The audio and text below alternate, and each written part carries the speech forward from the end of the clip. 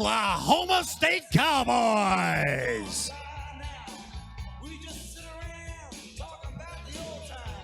Cowboy fans, today we recognize Bud and Pat Chamberlain as the Stillwater Medical Center season ticket holders of the Duel. Bud and Pat have been season ticket holders for 1 year. They're joined by Doug Blisson, the director of Stillwater Surgery Center, and he is presenting them with a John Smith signed Ironworks Wrestling Pete. Thank you for your support of Cowboy Wrestling.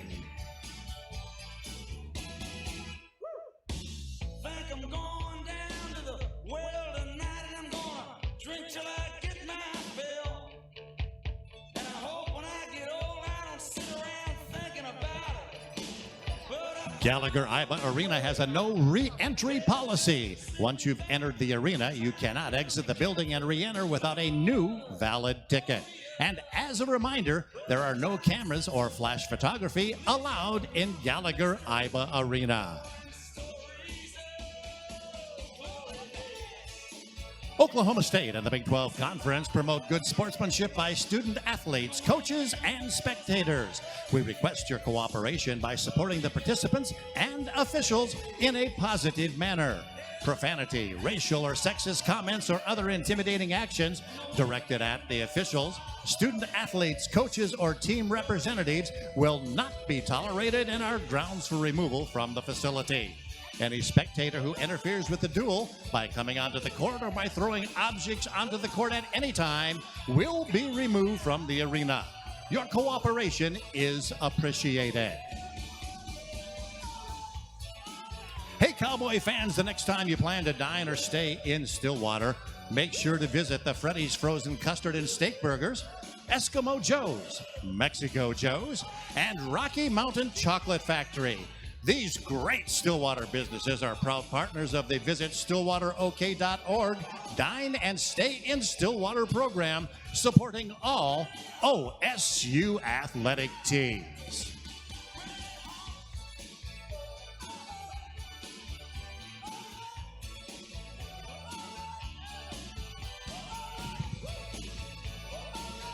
A big thanks goes to the Stillwater Medical Center for their support of Cowboy Wrestling and for being the sponsor of today's duel. Stillwater Medical Center is proud to be named in the top 100 best places to work by Modern Healthcare for the 6th year in a row. Check out their new comprehensive website at stillwatermedical.com.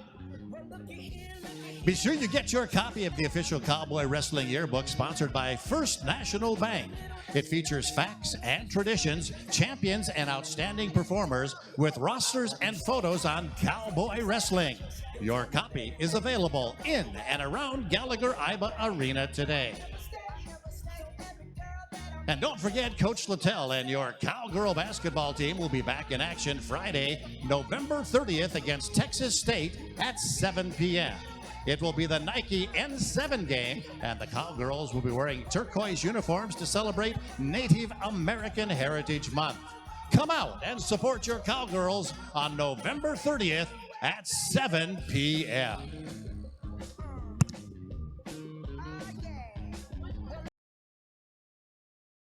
Well, membership offers kids access to over 100 OSU athletic events for free.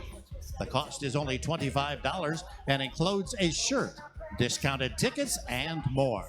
Don't forget, all Pistol Pete's partners are admitted free to all wrestling matches. Thanks to McDonald's, Mercy Health, and Academy Sports and Outdoors for their continued support of the Pistol Pete Partners. Are you a part of the posse? Well, your contributions are instrumental in providing opportunities for scholastic and sports excellence for all OSU student athletes competing in the classroom and on the playing field. For more information or to join, simply call 1-877-2-B-POSSE.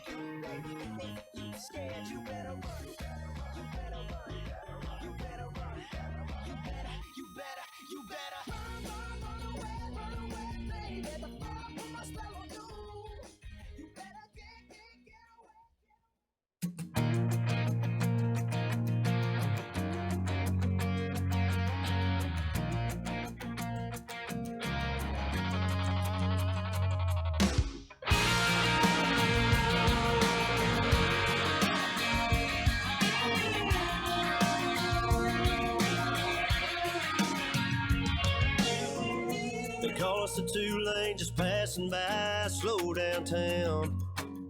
Yeah, they say what's there to do when you ain't got nothing around. Just a few street lights, speed limit signs that all say 25. But those folks ain't lived in our lives. They ain't seen the blood, sweat, and tears it took to live their dreams. When everything's on the line, ain't just another field, just another farm. No, it's the ground we grew up on. They think it's a middle of nowhere place where we take it slow. Oh, but they don't know.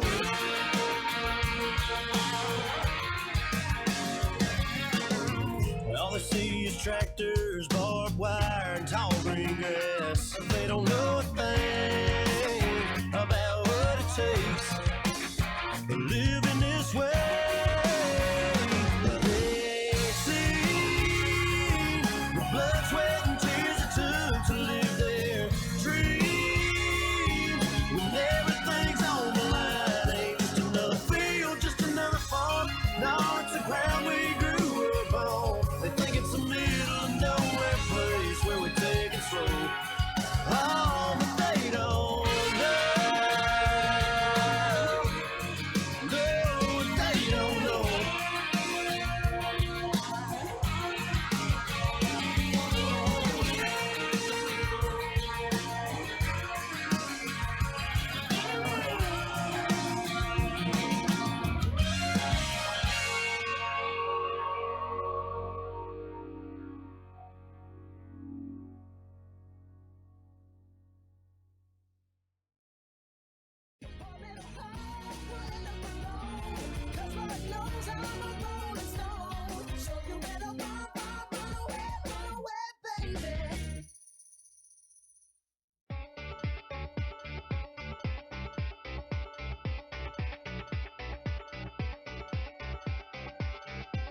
I love my boots broken, I love my camo hat. Don't mind a little paint on my jeans, yeah, I roll like that. I love driving my truck across the railroad track. If you hit it too quick, it'll hit you right back. I love a fresh cut field with the first frost on. How it shines like gold when the sun turns on. I love the sound of them wheels, my baby singing along. When boys and summer comes on.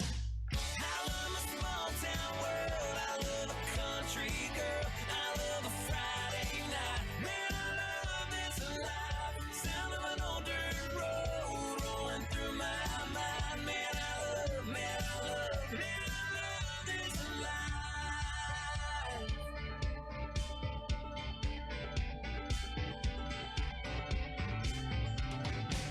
I love that county line bar where they all know my drink. The way she throws her hands up when that cover band plays. I love the taste of her lips when she's been sipping that wine. I still get drunk on her every time.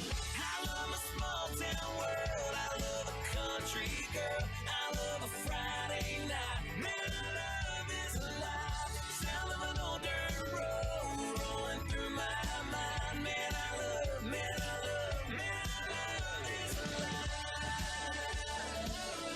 Ladies and gentlemen, we ask you to please rise and remove your hats and head covers as we honor America with the playing of our national anthem.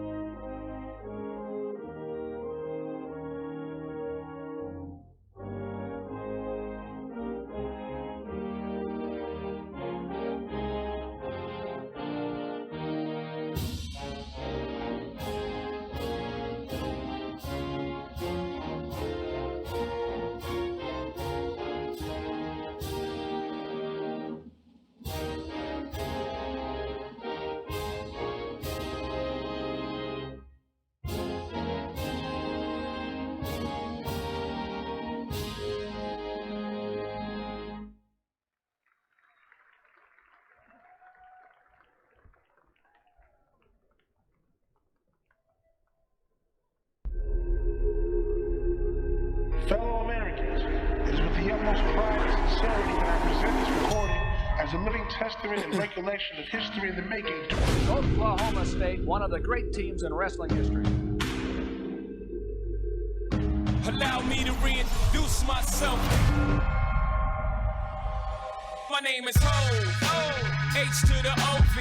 I used to move snowflakes by the O. I guess even back then you can call me CEO of the ROC.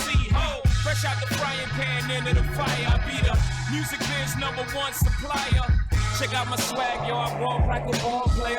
No matter where you go, you are what you are, player. And you can try to change, but that's just the top layer. Man, you was who you was before you got here. Below me, but leave me alone.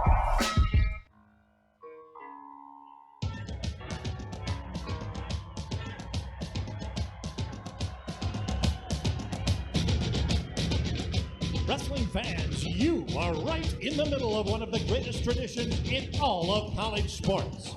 This is Gallagher-Iba Arena, the home of the most dominant athletic team in NCAA history. This program has 34 NCAA national championships, 141 individual NCAA wrestling champions, and 462 All-Americans.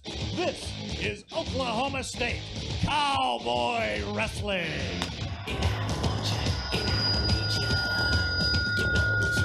And today your Oklahoma State Cowboys host the Wyoming Cowboys. Let's meet today's lineups, brought to you by Express Employment Professional. For Wyoming at 141 pounds, Sam Turner. For Oklahoma State, Cade Brock. At 149 pounds for Wyoming, Jaron Jensen. For Oklahoma State, Caden Guffeller or Dusty Ho.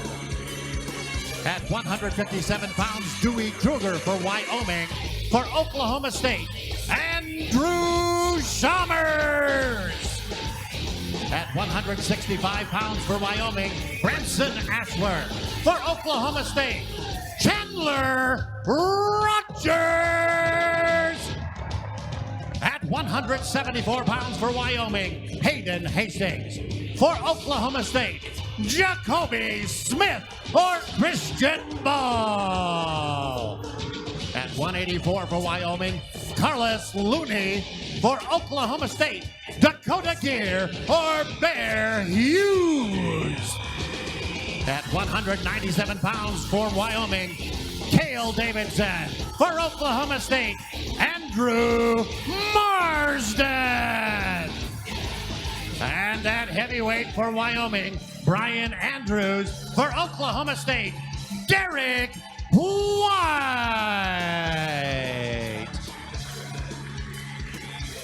Wyoming is coached by Mark Branch. He's assisted by Ethan Kyle and Tion Ware. The Cowboys are led by Tyler Caldwell, Chris Perry, and Zach Esposito. And OSU's all-time victory leader, head coach, John Smith.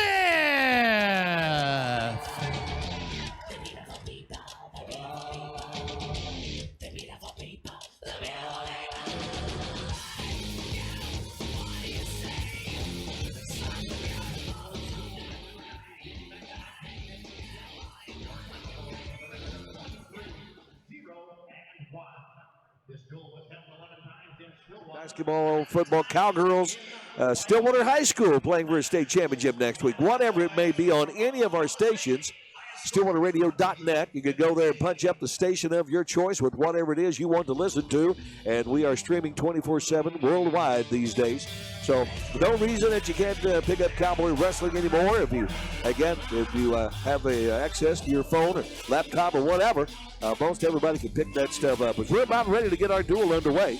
And again, we're beginning today at 141 pounds with Cade Brock. There'll be lots of folks listening, including probably Cade Brock. Cade Brock might even be there next week, or this week, actually. The Pioneers play for a state championship in football. That's been a while since that has happened. So, no doubt. As again, our referee today is Mike Haggerty. As Cade Brock, a redshirt junior, ranked number 6 out of Stillwater. 1-1 on the year. His opponent is Sam Turner for Wyoming. singlet number 15 for the Cowboys the last couple years. Looks like it. Turner's 6-4 as sophomore. Yeah, kind of a black, gray looking metallic. Something, yeah. Inspired And the badge in the front also, that OSU badge has become featured here. And the trim's got all kinds Yeah. of good stuff. Inspired by the old football uniforms, no doubt. Wyoming, well, they're back out in their brown singlets with the yellow piping down the side, and we are underway. Cade on the single, making a double, and a takedown for Cade Brock. He's always been a quick starter, and he does it again. There's the escape. Cade reaches in again, grabs the ankle. Cade scoop it up. He's up 2-1. Yeah, Turner down from 49, and Cade up from 33, so we'll see how that translates, but no problem so far. Yeah, a little duck. Had the man coming forward, slips under the shoulder and around behind for another takedown. Immediately, Turner right back to his feet. Cade takes him over to the edge, drops him off the edge of the mat. We'll get a restart. Yeah, I think Cade wanting to get back on the mat after that performance last Sunday. More controlled here so far, but it goes, again, a different opponent. Turner much different than Mitch McKee. Quick little set out by Turner. Cade rolled him over once, then cuts him loose. Cade Brock a 4-2 lead. Rode for about 16 seconds, hits a high crotch. Fireman's not able to get penetration enough to get in there, and he'll back out immediately. Back in the center of the mat. 2 minutes remaining. First period.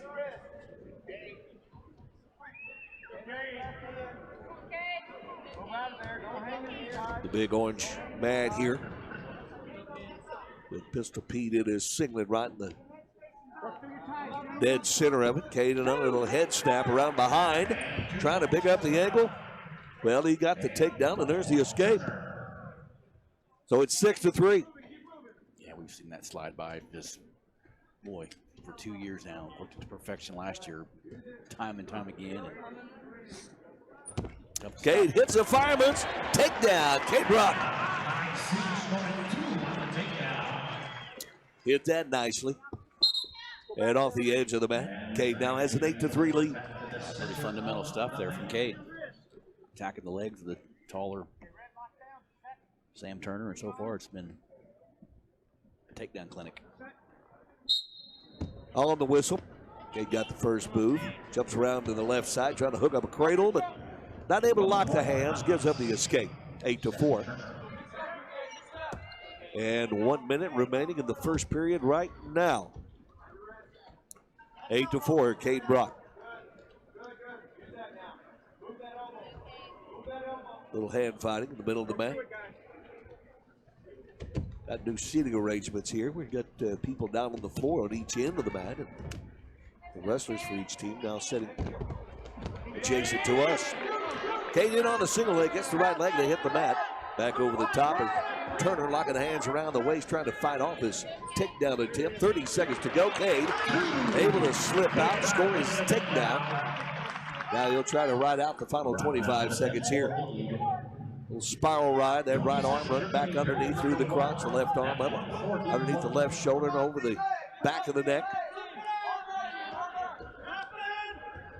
Getting to his feet, trying to break the lock of the hands. Turner to the edge of the mat and off with 9 seconds remaining. It's about as good a first period as you're going to see from Cade Brock. Again, that slide by a couple times out of Fireman's. Little low single there, so he's worked about 2 or 3 different techniques, and nothing wrong with 5 takedowns in the first period. And going to give up the escape, though, as the time is running out here in the first period. Up and out with the escape. There's the buzzer to end period number 1, so a late escape. Cade Brock still in charge, though, at 10-5. Riding time holding at 53 seconds for the Cowboys. Redshirt junior.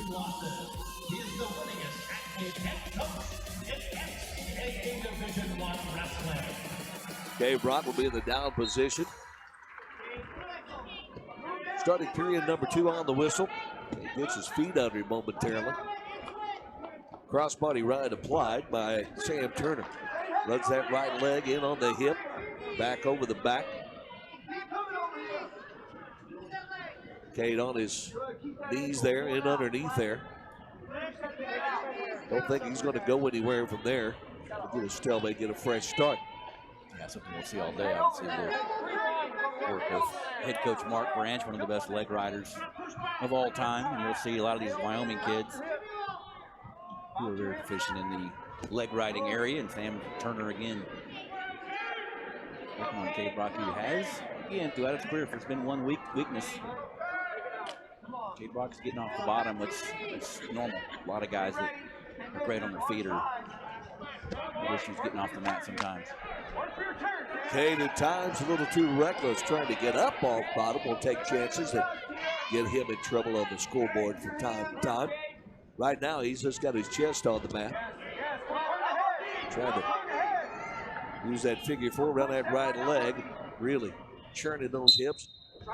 The turkey him over or whatever, but Cade not cooperating when we get a fresh start. Ethan Kyle also on Saturday, another guy that was pretty good on the mat, good rider. Tion Ware, yeah, the master of takedowns on his feet. And fighter, good defense. You got a good young staff over there. Caution. That is on Cade Brock. Started a little bit too soon. Start the year probably third, fourth, fifth, one of those teams chasing the Cowboys in the Big 12 Conference. Could certainly be as high as second if they could put it all together, but certainly a top 5 team in the conference. On the whistle, Cade Urban now with a reversal. Get that quick switch. Able to dump his man off the top. Then not able to hook up Turner, but he'll get his escape. It's 12-6. Or his reversal, then the escape for Turner. 25 seconds remaining, second period. So important off the whistle against those leg riders to boom, get up and out, don't let them get set and get that leg in, and boom, Cade to perfection there. 2 men in the middle of the mat on their feet, 10 seconds remaining in period number 2. Cade hits a duck, gets in on the right leg, back over the top, hands around the, locked around the chest, and fighting off that takedown as the buzzer sounds is Sam Turner of Wyoming. Turner with a pretty good ride there for a bit of the second period, but Cade's just been the better of the two so far. That's why he leads 12-6. Got to finish it here. Didn't have a strong third period to get at South Dakota State. See how he responds here today. We have no team score yet. We did start today at 141. In case you just tuned us in, this is bout number 1. Cade Brock, top position, third period. Sam Turner gets his feet underneath him. Palm of that left hand on the mat as he's trying to come straight up, but Cade with that spiral ride, riding up high, up underneath those shoulders. Now he comes to his feet. Cade will cut him loose. Riding time, no factor. Cade's lead is now 12-7. A minute, 30 seconds remaining here in the third and final period at 141 pounds. And we'll get on our soapbox early here again. Dominating the match. Turner not really close to scoring at all, and yet it's only a 5-point match in the third period. So Cade feel like is definitely dominated from start to finish, but it's only a 5-point margin.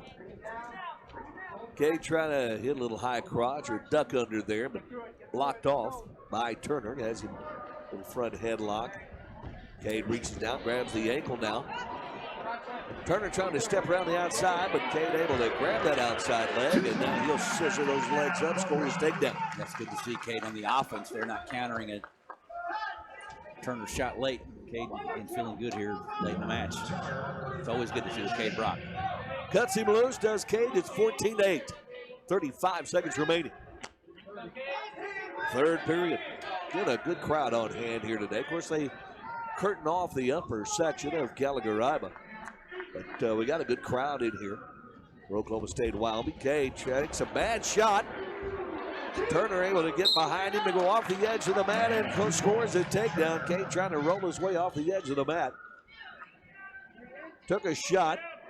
Got a little overextended, and good job by Turner to counter. But it's hard to fault Cade. They're being aggressive, trying to score another third period takedown, and head to Turner with a good counter, but really nice aggressiveness, but maybe a little bit overextended there by Cade Brock late. He hits a little roll maneuver. That's he's not going to get out, but he'll just ride out the rest of the period there underneath, and the match will end. Cade Brock with a 14-10 decision over Sam Turner of Wyoming. Cowboys lead the duel 3-0. Back in a moment. This is Cowboy Wrestling from Learfield.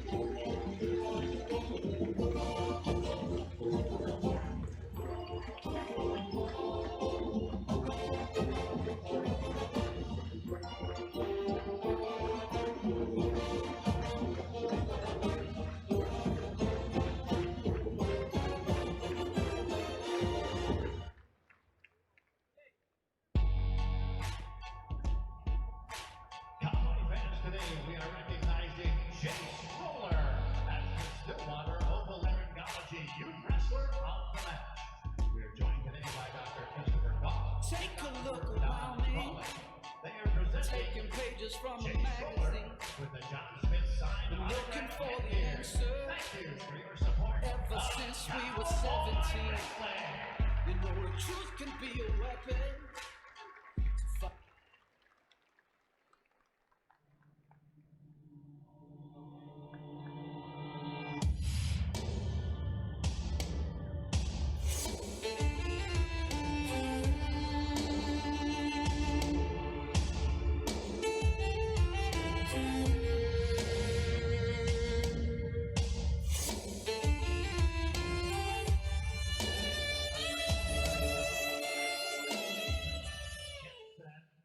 For Oklahoma State, Gallagher-Iba.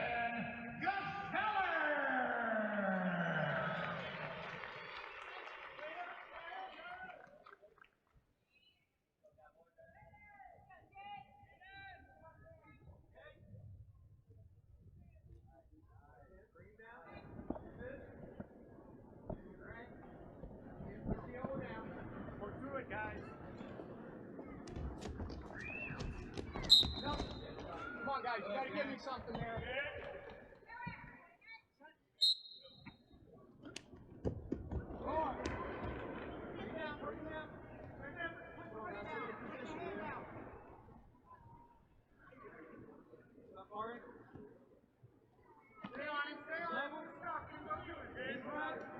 J.D. Gefeller picking up a record of 4 wins, no losses in today's duel. Now his last outing, he defeated number 18, Tommy Thorne from Minnesota by a 9-3 decision. Yeah, again, talk about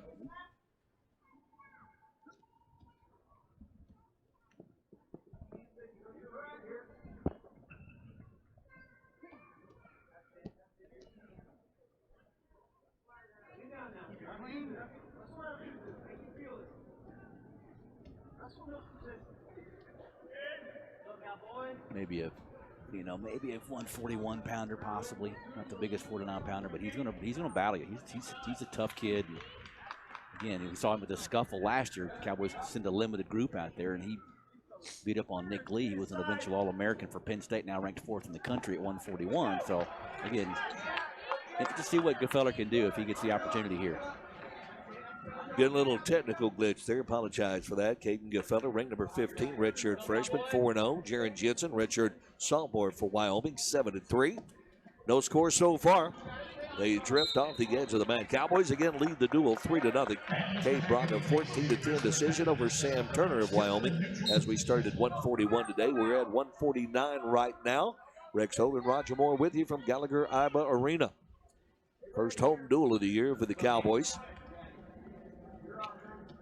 We'll have another edition of the John Smith Show, by the way, coming your way on Monday night. Fuzzy's Taco Shop is where we originate the show. Monday nights from 6 to 7, talking Cowboy wrestling. On 93.7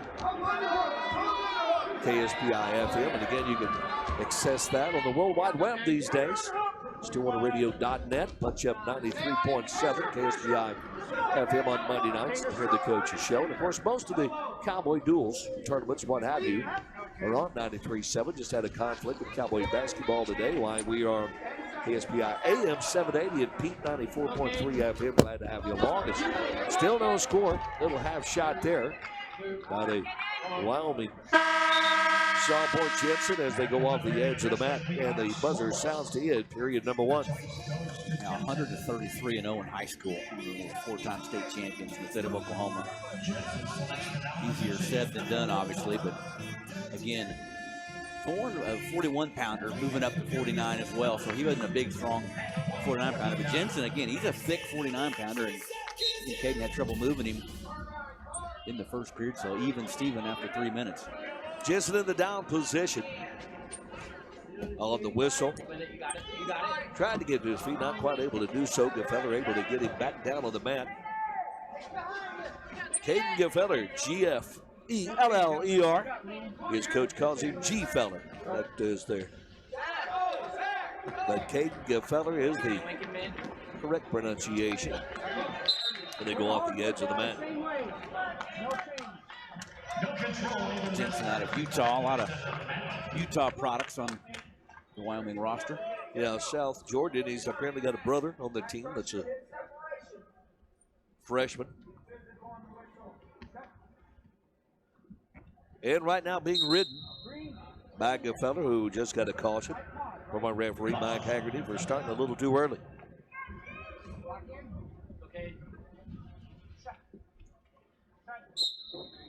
Good restart there.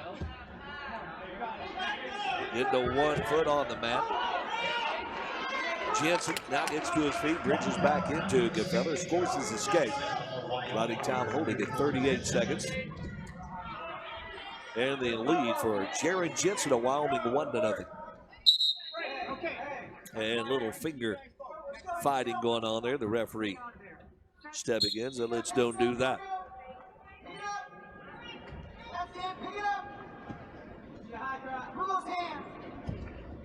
Okay, 21-4 a year ago, his redshirt year at 141 pounds. In wrestling, 149 today. He ranked twice at 141 before the opening weekend and lost a couple of ranking matches, but went on the trip, and obviously he was needed, and he responded, and back in the lineup today. Little head snap by Gefeller. Got the man to the mat, not able to get around behind him. Now reaches inside, grabs the leg, head in the side, trying to hook up a cradle.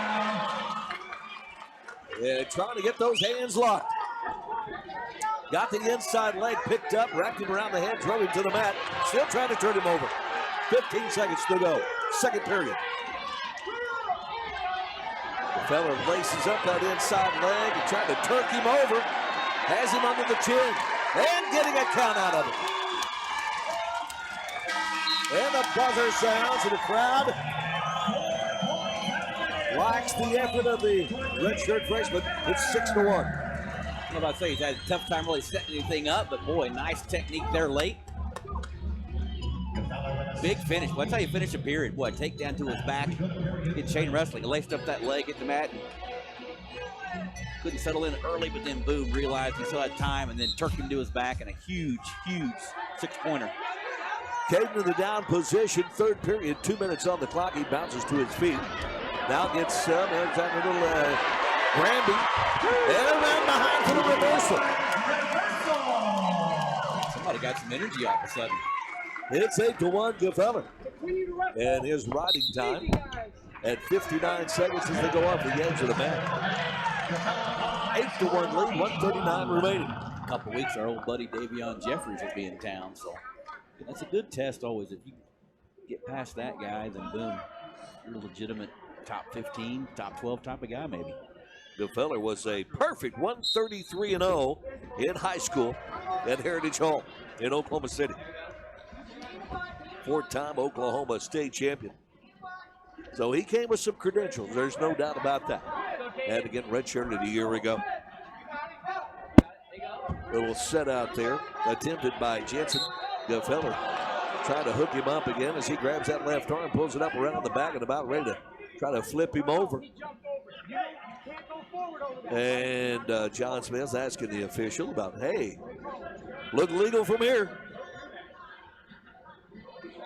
But Mike Haggerty, a veteran, one of the better officials that we're going to run into here, there, or anywhere. 1:14 to go, third period. Yeah, he's always busy in March, which is that's kind of the test of the officials. If you're working D2s or D3s and the D1s all back-to-back weeks. And what I always liked about him, he's emphatic. He does not wishy-washy at all. Whether I agree with the call or not, here's the call. Live with that. Coaches don't intimidate him. He makes the call that's supposed to be made. So we do respect Mr. Haggerty as Gefeller's running that riding time up to 2 minutes right now with 38 seconds remaining off the edge of the mat. So you're saying it's a little different to the Big 12 football officials? Sometimes, yes. Well, they kind of made a call. Well, let's talk to my buddies for 10 minutes and maybe go look at a replay and then come back. and wave it off. The definition of maybe wishy-washy. On the whistle, Jensen trying to come to his feet. Did momentarily, now back to the mat. His little sit out. Gefeller has him around the chest as he pops to his feet. Caden has an 8-1 lead, over 2 minutes of riding time. Little crab ride as they hit the mat again. Caden trying to keep that wrist tied up, keep his man under control. Rolls him back to the mat. Now trying to roll him over, cheap tilt him, maybe trying to bang some back points, kind of getting himself in a little bit of an awkward situation, but recovers, rides out the clock. Riding time 2:38, a 9-1 major decision. A very strong second half of that match from the redshirt freshman. Major decision. Yeah. Excuse me, Roger. And the Cowboys lead the duel. 7-0, back in a moment. It's the Cowboy Wrestling from Learfield. Sorry about that. No, it's good.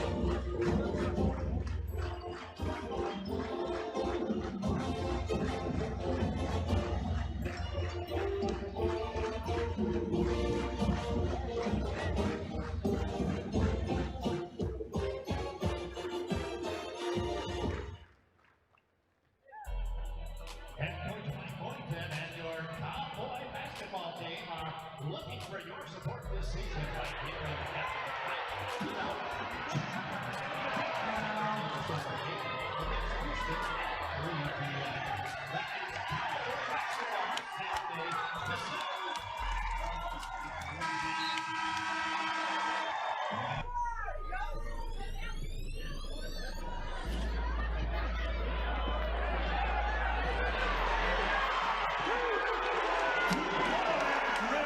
the season for Oklahoma State, Gallagher-Iba.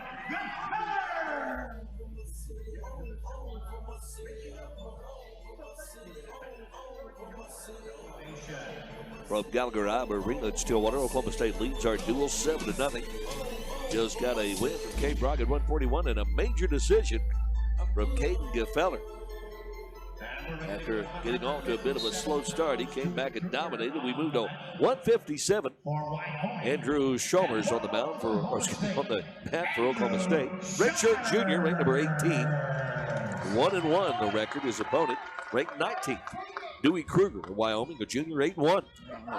Better bouts of the day, maybe. We'll see. The Cowboys have looked pretty strong so far, but Chalmers, again, first match in GIA. Caden Gefeller's first match in GIA, major decision. We'll see what Chalmers can do here. He gets an opponent who's got some varsity experience, got some nice results.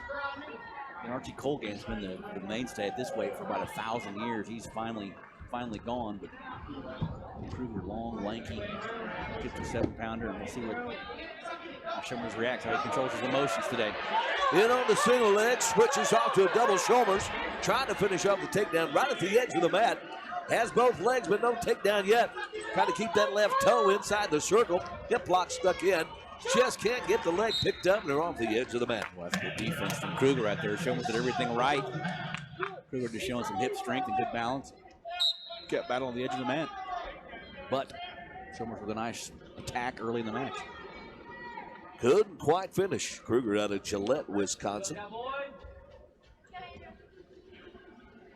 Kind of a long, tall 157-pounder in his own right. Yeah, Chalmers pretty much dominated, but he was certainly in control against Blees of Minnesota last week for about 6+ minutes, and then he got caught late. 6-pointer to his back and lost by a point. So he certainly wants to come back with a much better 7-minute match today. Drifting toward the edge of the mat. No score. First period action. Again, the Cowboys lead our duel 7-0. Bout number 3 on the afternoon. There's a stalling warning on Kruger of Wyoming. Outside that circle again. As Chalmers trying to get in there and get a leg picked up. They'll switch positions and spin off the edge of the mat. Edward have a pretty good squad this year. Of all those guys, because Tim Flynn, longtime coach, went to West Virginia, but there's Sean Russell at 125, and Corbin Myers is now at Virginia Tech, 33. Chalmers will be their 57-pounder. Dakota Gear at 84. They had a pretty good heavyweight in Billy Miller, who we've seen at Virginia Tech now. So Edinburgh would have 6, 7, 8 guys contending for All-American honors.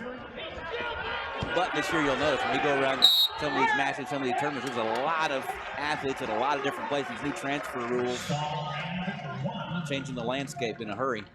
Another stalling call against Wyoming wrestler, and that's 1 point for the Cowboy transfer, Andrew Chalmers. He's out of Ransomville, New York.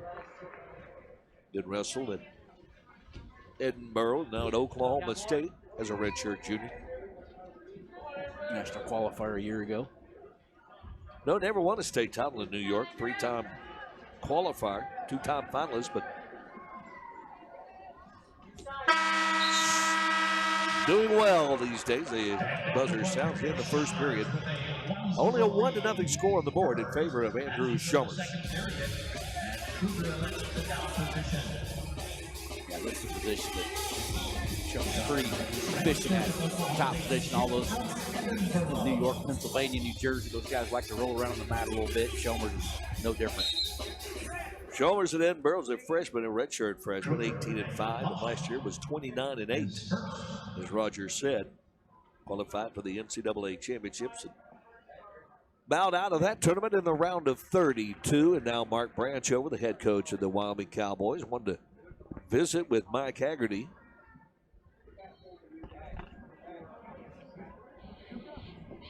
And Haggerty over to the scorers table and something.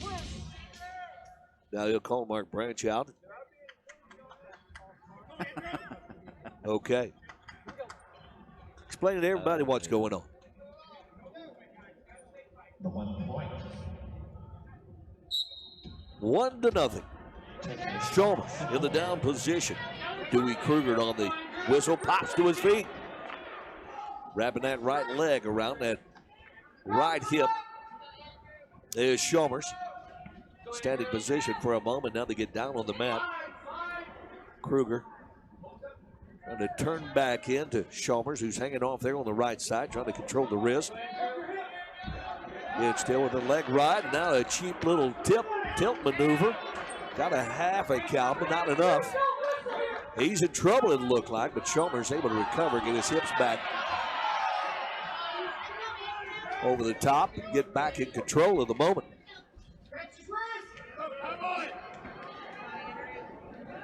Let's go, Andrew. Go, Cowboy. We still got room, gentlemen. Just hanging on to that inside leg and laying with his head on the mat is Dewey Kruger, Wyoming. Yeah, not the most punishing ride we've seen so far, but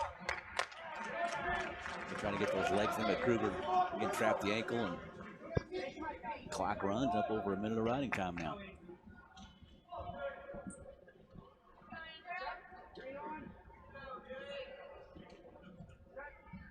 And got a good start. Kruger pops to his feet immediately. Again, that right leg wrapped around the right hip. Standing Granby attempted, and well, he did the standing Granby, but they roll right back to the same position with Andrew Chalmers still on top, still in control. Work through it, guys. Move right back. Look to turn him.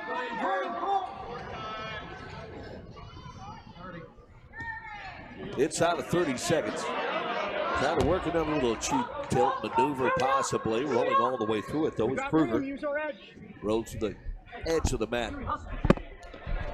And now trying to hook up that elbow and reach through the crotch, hook the wrist up, and set up another tilt maneuver, but off the edge of the mat. Now, already pretty good on the mat. They noticed in the road trip that Chris Perry is spending a lot of time with Andrew, working those legs, working those turns, working that power half. Again, having the staff like OSU does. Not a bad thing already. Again, pretty good on the mat, but can only get better. You got coaches, Alex Derringer hanging around as well. Yeah, he was pretty good in all positions. Little roll maneuver attempted, but going nowhere as Andrew Shummer showing his ability from the top position, rides it out. Yeah, that's going to be something we're going to see all year long. That's his best position, I think, from the top position, and works those turns. And again, he's always tough to score on from his feet. Just got to find those offensive attacks. Got to finish. Again, last week he wrestled a good 6-minute match, but unfortunately he wrestled a 7-minute match, and Blees took advantage and won at the wire. So Andrew's got to finish this match. Obviously in control, only 1-0, but you feel like he's in control. He get him to his feet for a moment was Kruger, but Chalmers able to pick the ankle, get him right back down the mountain. Have the choice there and chose top, which is not a bad decision. He just rode the man out for 2 minutes in the second, so why not do it in the third? Be careful, only 1-0. You get rolling around down here to go to your back and be dangerous. Again, he runs that right leg up around the right hip. And Kruger trying to grab that right arm, try to pull him off the side, turn back into him, but Chalmers is equal to the task, able to keep his hips in that top position and stay in control. Now has the man flat on the mat as he heads toward 3 minutes of riding time. Kruger just having a major bad Sunday getting off the mat here. Just that same crossbody and just flatten the man out, and that's Kruger can do here. And a chicken wing in on that left side. There's a stalling call, and that's going to even it up at 1-1. Oh, it's going to be 2-zip. How's that 1-1? He held up a green. Well, no, it's got to be 2. Oh, I would think it's 2-0, but Haggerty, a little bit of a confusing signal there. 24 seconds to go. Now the scores table's at 8. Yeah, 2-zip. Okay. Now it was confusing. I was confused there for a moment. And he's calling Chalmers for stalling on top, but was not the case. Now John Smith comes over. You got it right. It's 2-0. Yeah, that's right. 2-0 with a penalty point for. Again, the stalling was on the bottom man, Kruger.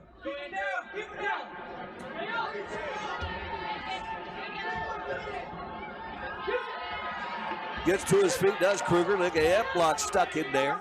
Trying to reach down and grab a leg, not able to do so. Now they hit the mat. They're side by side, hip to hip. Now trying to kick his hips over the top, and all the way over the top goes Kruger for a moment. The shoulders were exposed, but the time will run out. 3:59 riding time, and a 3-1 win. Living dangerously again, but Chalmers with a good solid ride and a good win, and his first victory in the hallowed halls of Gallagher-Iba. 3-1. Gave up an escape there at the end, but almost 3 minutes of riding time, or almost 4 minutes of riding time, I should say. And Andrew Chalmers wins. The Cowboys now lead this duel 10-0. Back in a moment. This is Cowboy Wrestling from Learfield.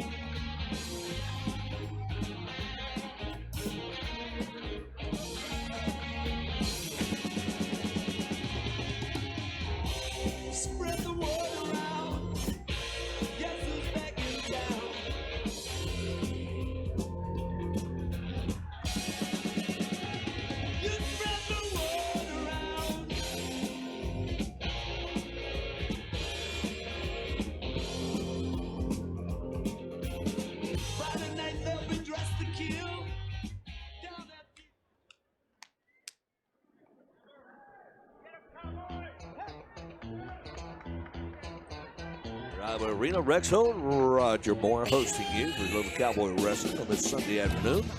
Glad to have you along on our broadcast as we move on now to 165 pounds for the Cowboys.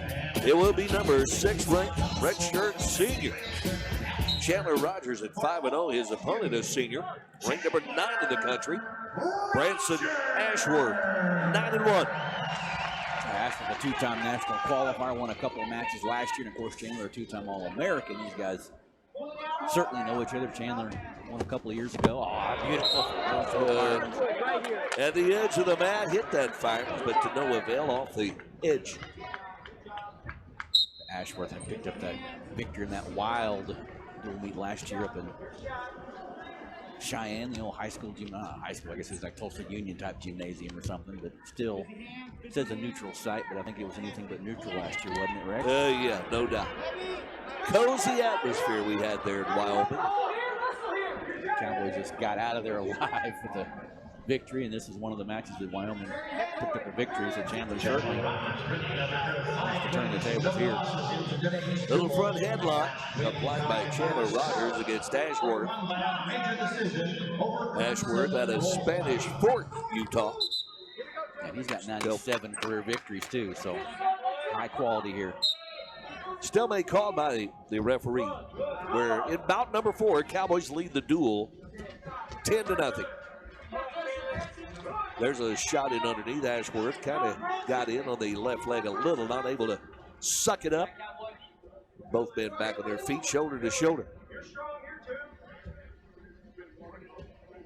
Chandler going to lock the hands up around the back.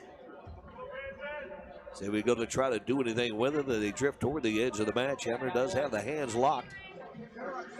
Hunkered over and trying to make sure he doesn't do anything with that. Hook up is Ashworth as they drift to the edge.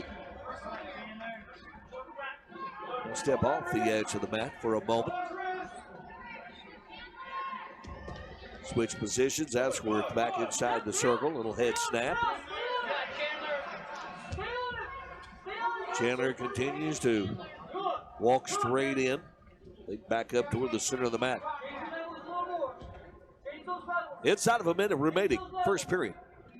No score at 165 pounds. Chandler, 2-on-1 arm ties. He grabs that left arm. He can work a lot of offense from there. We've seen him do it.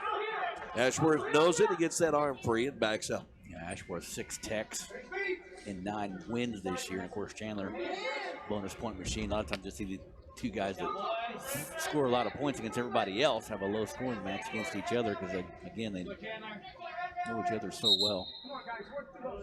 And get a little pep talk from the referee, Mike Haggerty, as they send him back to the center of the mat.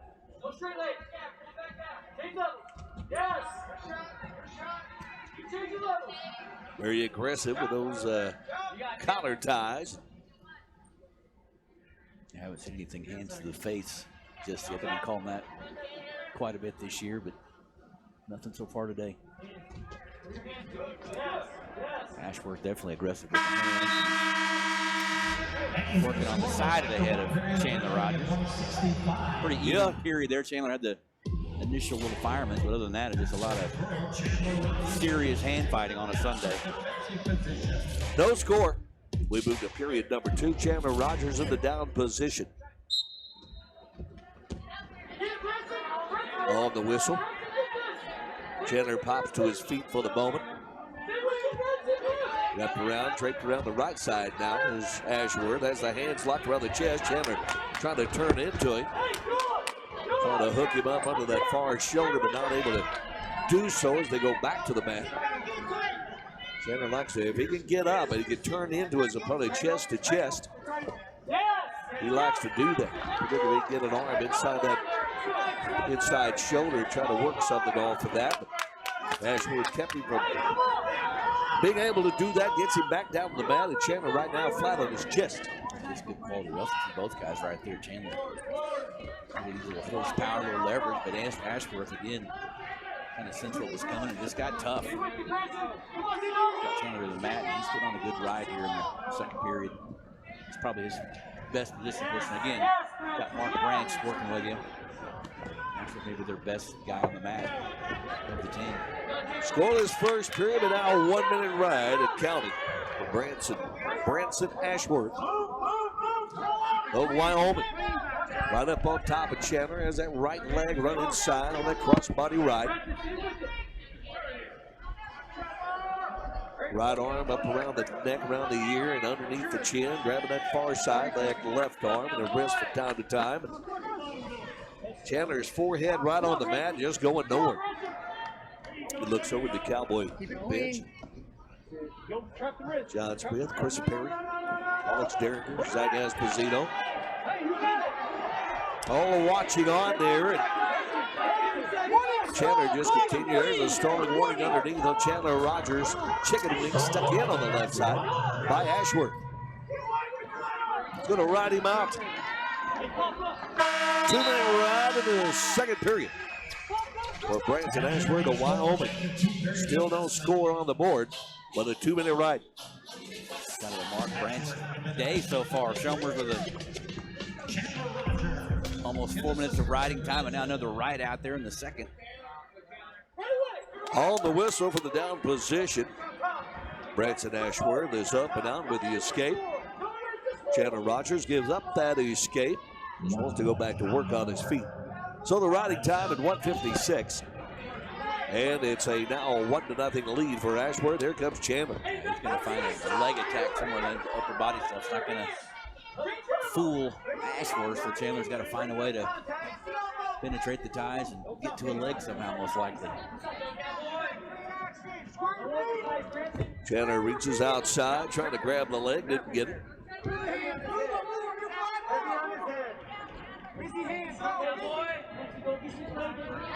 Connor ties head to head, circling around back to the middle of the mat. Chandler reaches in, grabbed the leg momentarily, not able to pick it up. Now back up, an overhook over that left shoulder, underhook under the left shoulder. Now trying to lock those hands. Locks the fingers up, and they go off the edge of the mat.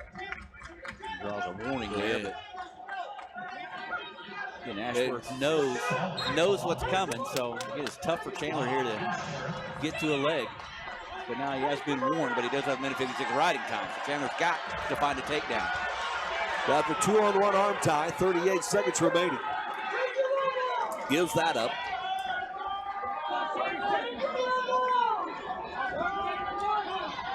Riding time with a 1-0 lead. The riding time is secure. There's Ashworth. Shoots in, gets in on the right leg. Chandler Rogers now playing defense. They come to their feet. Ashworth has him around the waist. Chandler trying to step inside the inside trip maneuver. The edge of the mat, not able to do so, gives up the takedown. Tried the inside trip, fell off the side. Ashworth scores the takedown 3-0, with only 11 seconds remaining. You saw there, Chandler tried that little front head like in that inside trip, but Ashworth sensed what was coming. Stayed wide, lowered his hips, and boom, got a big takedown there. On the whistle, Chandler to his feet. Trying to turn back into Ashworth, who just lets it go. There's the escape. And the time runs out. 2:02 riding time. Wyoming's on the board with their first win. 4-1 victory with the riding time for Branson Ashworth over Chandler Rogers. We'll continue with more from Gallagher-Iba after we take a timeout.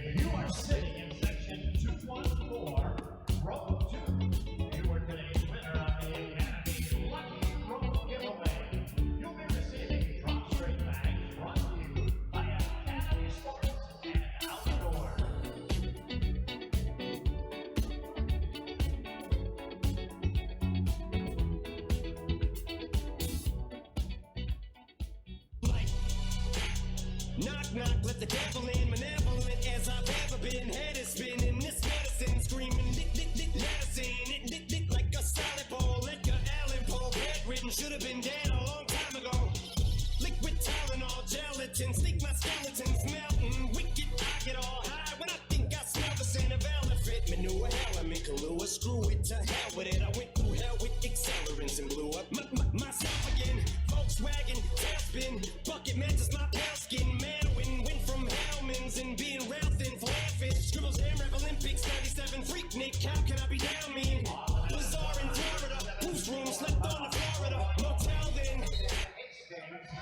For Oklahoma State, leading 10-3 over Wyoming. Out number 5 coming at you right down 174 pounds. For the Cowboys, it will be Jacoby Smith, the redshirt senior. ranked number 8 in the country, a 2-0 the record. And he's got a takedown against Hayden Hastings, a redshirt freshman from Wyoming, 7-3. Yeah, tough loss for Chandler Rogers, but again, Ashford, one of those guys under Mark Branch, just keeps getting better and better and better. Again, won a couple of matches at Nationals last year, and he's going to move inside the top 8 in the rankings with a good, tough win for Ashford. Right on cue, Jacoby Smith, again, 20-5 since he's been in the lineup. From a junior college stud, so he's made the transition well. He keeps getting better and better and better under John Smith, Chris Perry, and Alex Derringer and gang. Got the quick takedown here. Able to pick Hastings up, but he backed down to the mat. Now a little spiral ride by Jacoby, building up some riding time to go with his 2-0 lead. First period action, 174 pounds. Give the Cowboys lead Wyoming 10-3. This is the 5th bout of the afternoon. There's the escape for Hastings. It's 2-1. About Jacoby, he's having a good time. He's enjoying his time here. He's always got a smile on his face. And he's one of the many different personalities the Cowboys squad has this year. But he's having some fun. Right now, little tie up. A little lull in the action.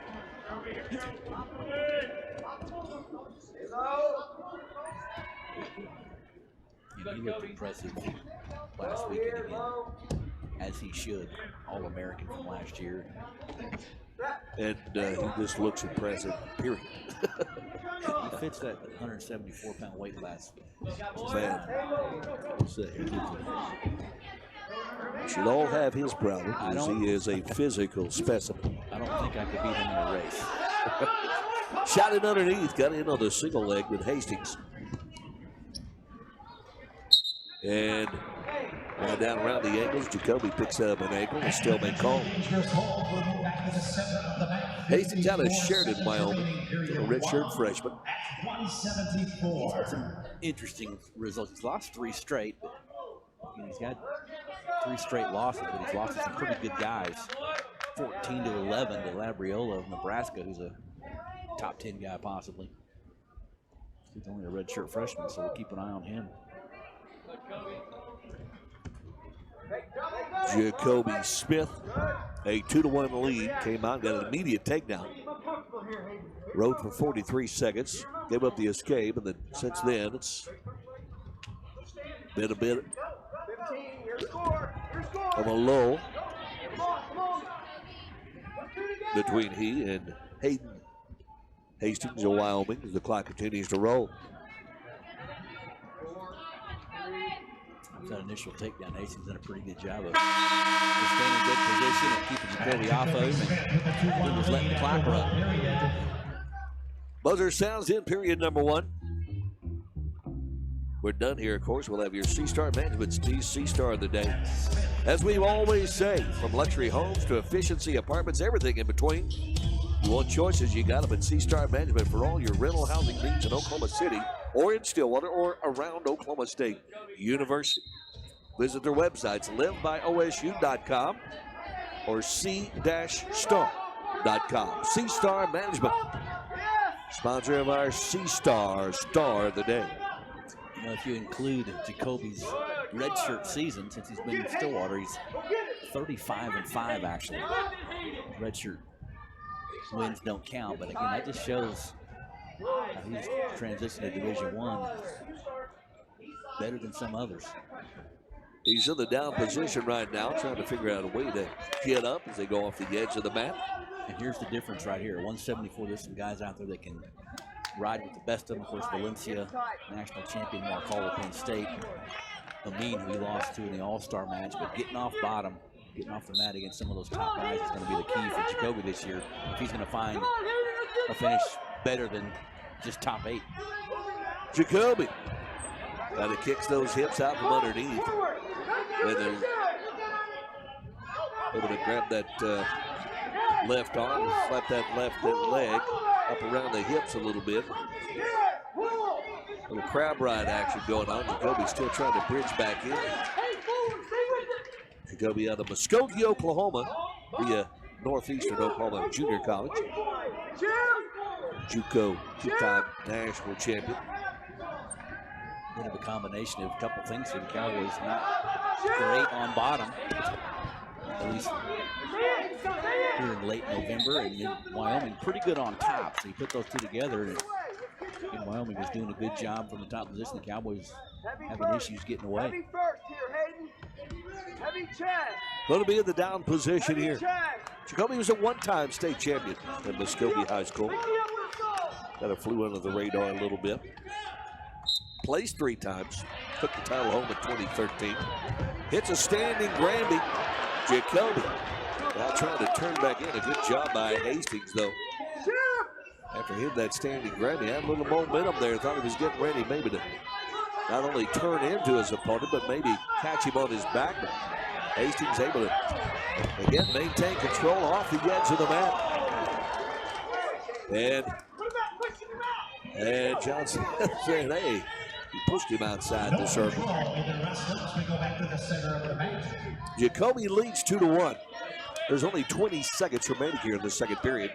And he's been ridden out in this period by Hayden Hastings. Get immediately a little sit out. Jacoby grabs the foot, again trying to turn back into Hastings, who is laying on his left side.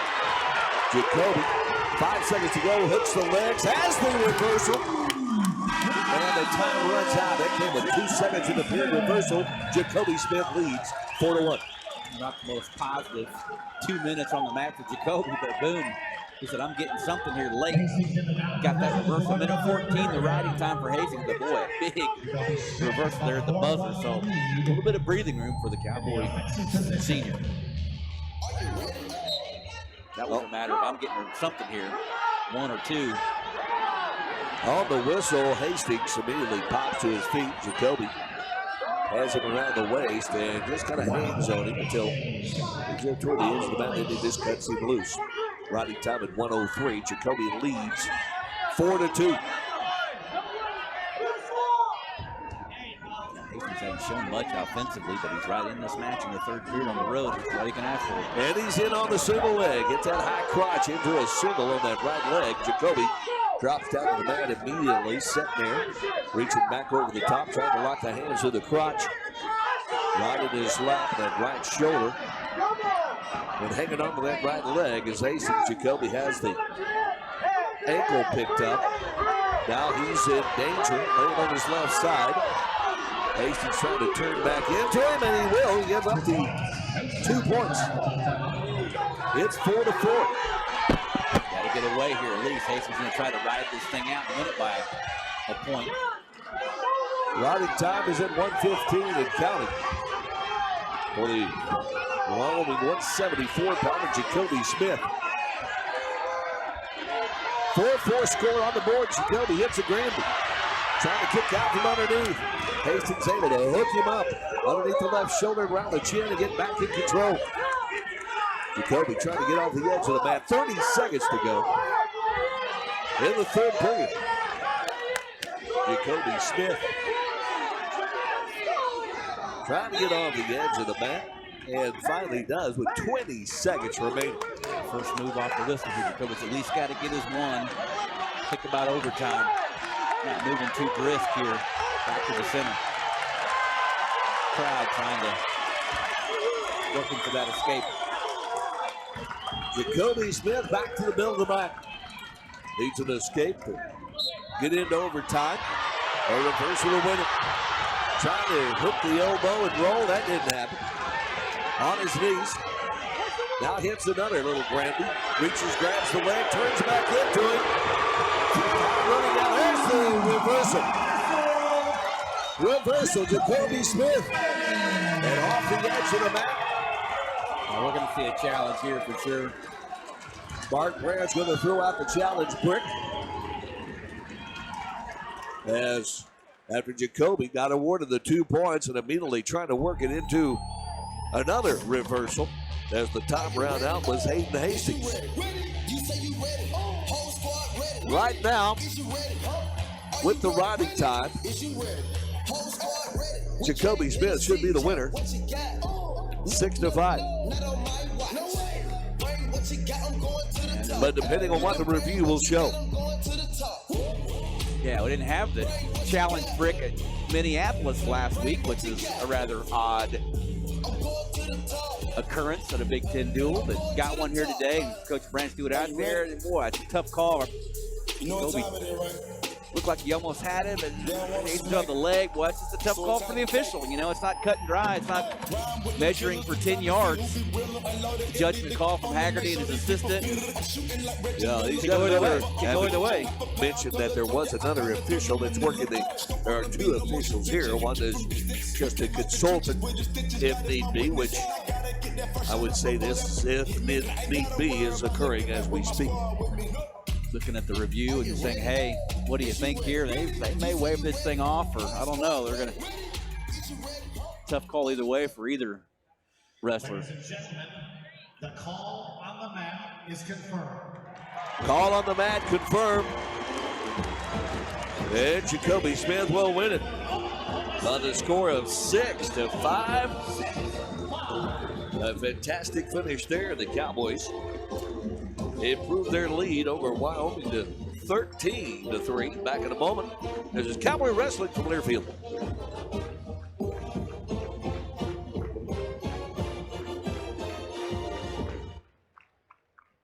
Hey, Cowboy fans, the next time you plan to shop in Stillwater, make sure you stop by the Cowboy Travel Plaza. Gallagher-Iba Ironworks. The event. Charlie's Discount Pro.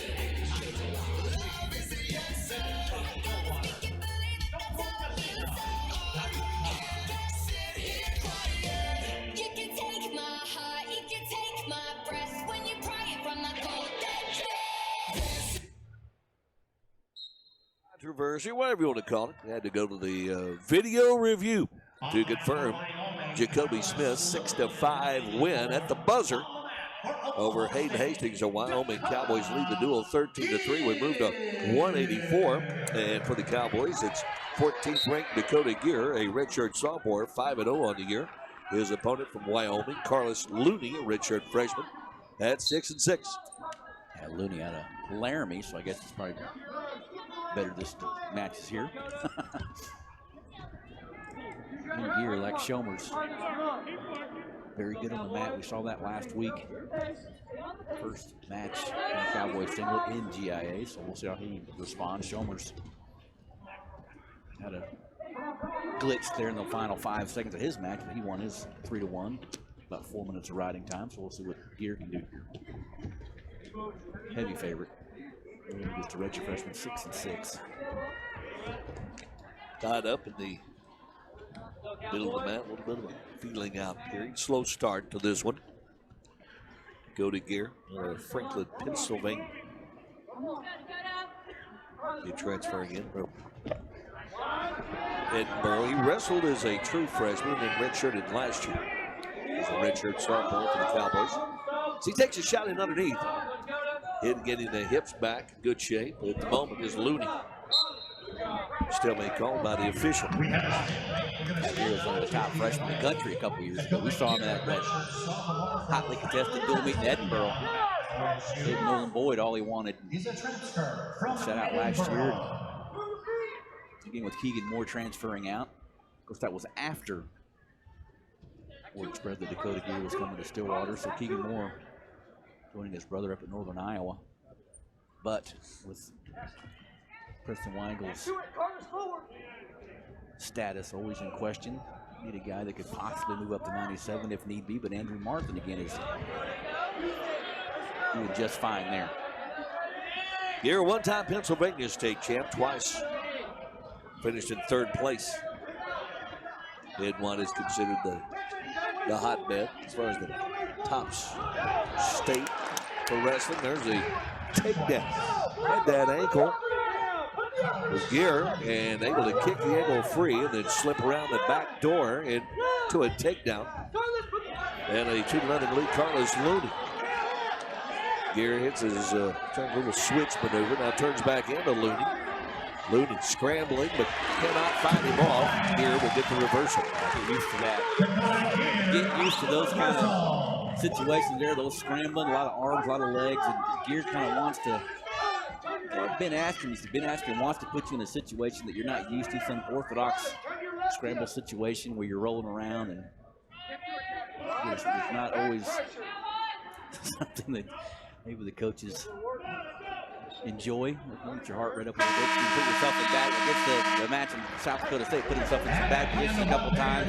That's kind of what he does, and he's going to win those scrambles most times. So just kind of get used to some of those matches. Going to be like, what kind of the situation are we in here? Some awkward. Like Dean Heil used to put himself in, would win those scrambles 9 out of 10 times, score, and Gear, great on the mat, great counter wrestler, but sometimes it'll make you a little nervous. 2-2 the score. Second period action. And up and out with the escape for the Cowboys, Dakota Gear. And right back in on the low single, picks up that right ankle. They hit the mat and no chance to fight that off. Now he scissors the legs up, hooks that inside leg, and now trying to turk his man to his back. Dakota Gear. This is where he's so good too. He's got those long arms, long legs, and he likes to get to those ankle picks and chain wrestles into a, and lacing that leg up, put you to your back. And he does a lot of things well. Doesn't always look as smooth and clean as top-ranked guys, but again, Dakota, only a sophomore. It'll be fun to watch. Was the Eastern Wrestling League Freshman of the Year as in 2016-17. Roger said made it to the NCAA tournament that year. The 14th seed, went 2-2 in that tournament. Good red shirt a year ago. Welcome to Stillwater. Dakota Gear. 184, that's the old name group, Bear and Dakota. Bear Hughes, who also weighed in. He had himself a pretty good summer in the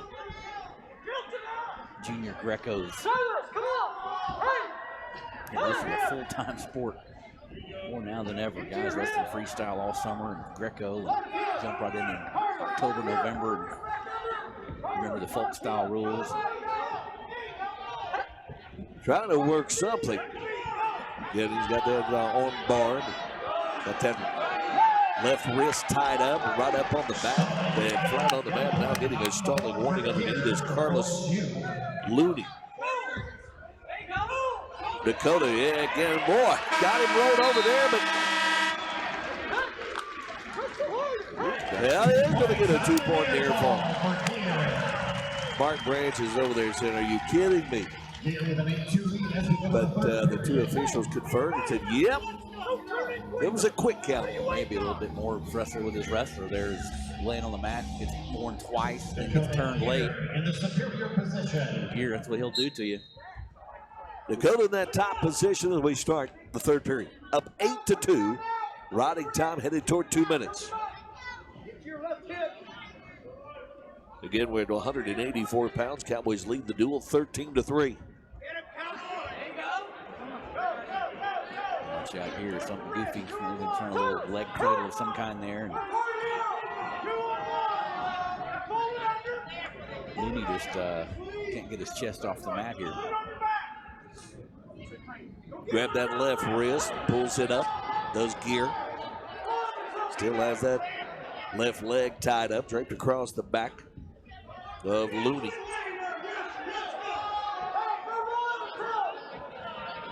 Jumps out to that left side. Riding time over 2.5 minutes. The lead 8-2.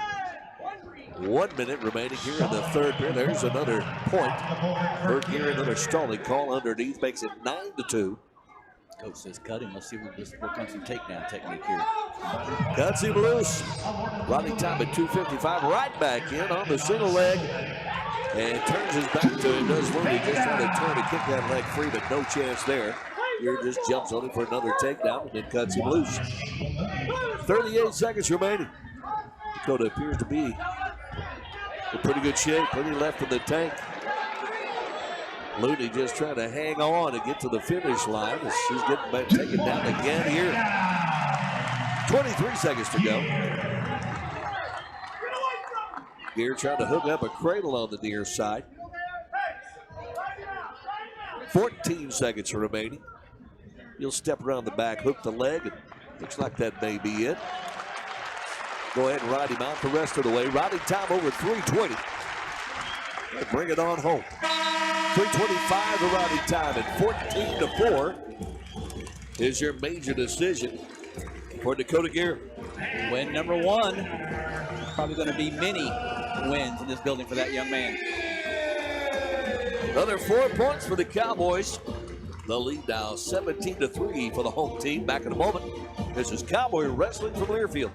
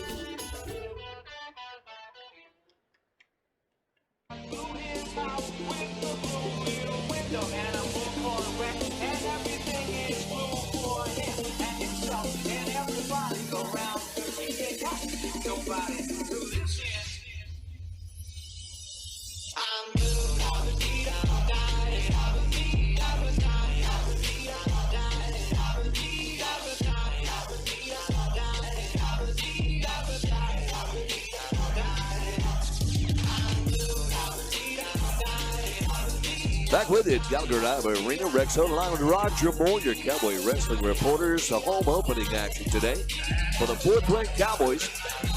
And they're rolling along over the Wyoming Cowboys at this point, 17-3 with 4 matches remaining.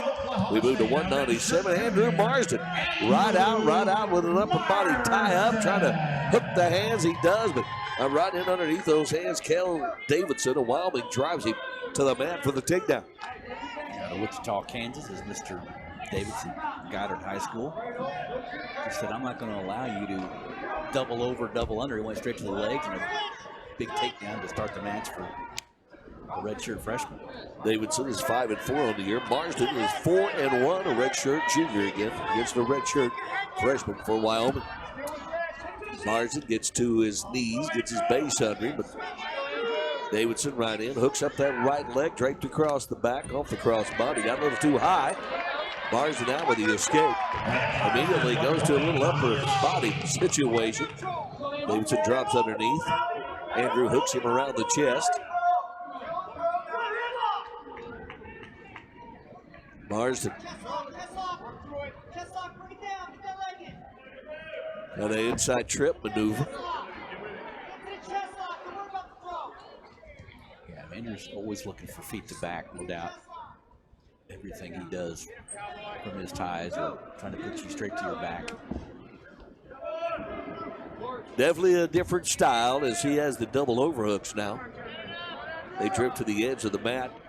Got the hands locked. But again, hunkered over is Cale Davidson and off the edge of the mat.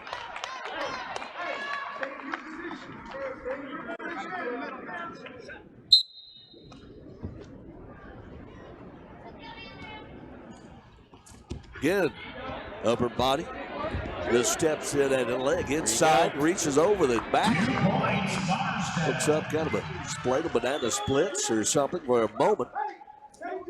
Just get side to side with your opponent. Just stick that inside leg right inside there. And hook that leg then over the back of the shoulders. And now, again, got a little too high there with that. Going to give up the reversal. And they're off the edge of the mat. Andrew, again, he does that same little slide by that Cade does. If he throws the leg in there, right, and then from that position, he'll reach across the lower back and try to grab that far leg and again, splaying it to your back, and if the guy knows what's coming, he can work into a reversal, which is what Davidson did right there. So, again, long ways to go in this thing. I think it's the first one to maybe 10. Trying to hit those hips, trying to hook up maybe a Peterson or something. That didn't work. Andrew back to his base at a Crystal Lake, Illinois. Andrew Marsden, redshirt junior. And I've already called him Austin twice, so we'll try to avoid that as much as possible this year. Now you put it in my brain. Exactly. I wasn't even thinking about it, but now I will. So, as he gets to his feet, and he's out with the escape, is Marsden. It's 4-4. First period coming to a close right. 1 minute exactly the riding time in favor of the Wyoming redshirt freshman, Cale Davidson.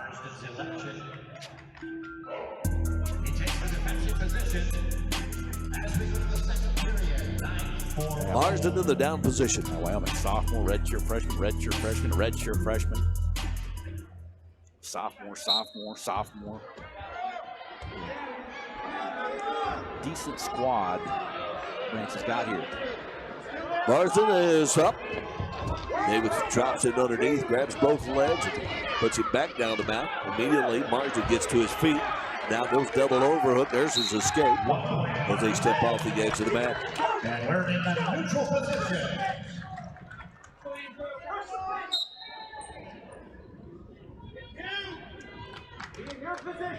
Andrew Marsden with the escape. Has a 5-4 lead on the board. The riding time at 1:18 in favor of Cale Davidson of Wyoming, who's back in underneath on the low single.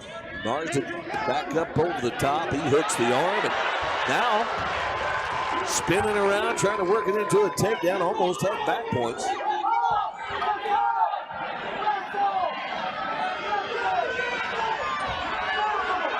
Still that right arm in there, hanging on to that right leg is Davidson doing a good job of fighting all that off. It looked for a moment like he was in trouble, but he's recovered. Marsden still out to the right side, reaching back over the top, grabbing an ankle.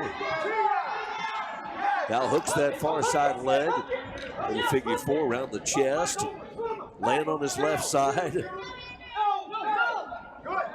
Wrestlers facing opposite directions, and now he's in trouble as Marsden has to give up the 2 points. No, I didn't give up the 2 points in the initial situation, but nearly took Davidson to his back with just a orthodox scramble on the mat. But Davidson eventually just stayed strong, gets a big takedown. Davidson's got a riding time of 1:37 and counting, and a 6-5 lead on the scoreboard.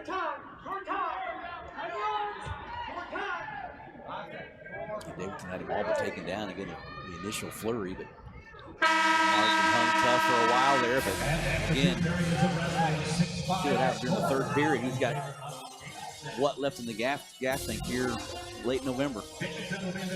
Marsden down 6-5. And a bunch of riding time in favor of Davidson as we start the final 2 minutes. Andrew Marsden from the top position. Immediately he goes up high. Up over the back of those shoulders. Davidson with his head on the mat, trying to slip out the side door there. Reaches inside, grabs an ankle. Marsden still riding up right on the back of his neck.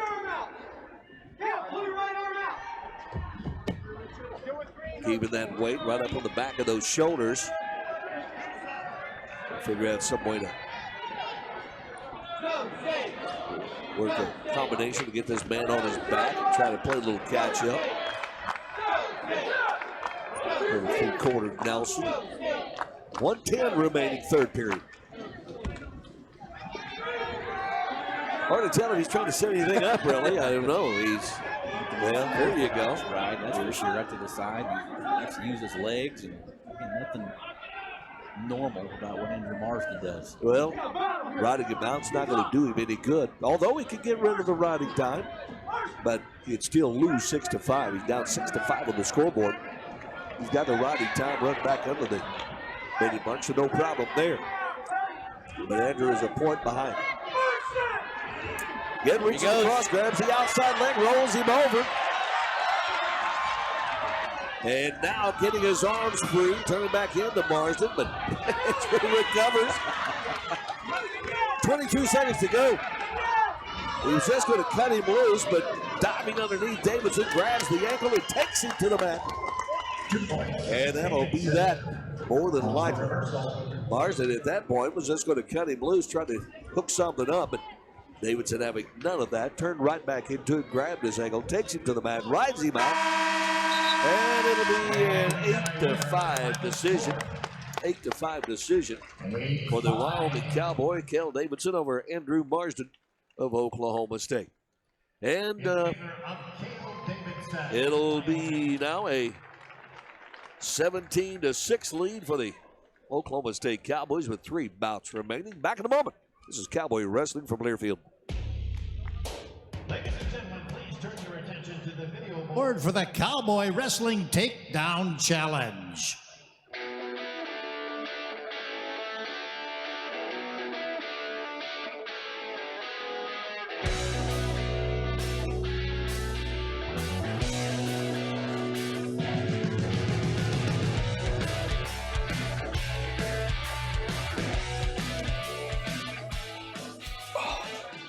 Start over.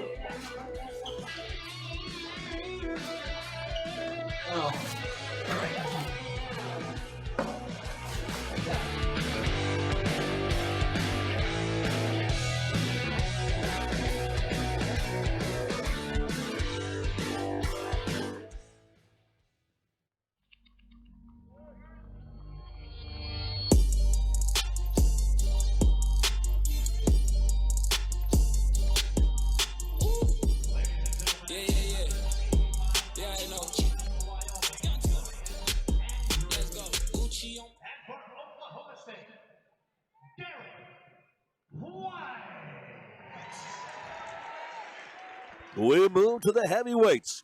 Rex Ho, Roger Moore with you from Gallagher-Iba Arena in Stillwater. Oklahoma State leads the duel 17-6. And we're in heavyweight.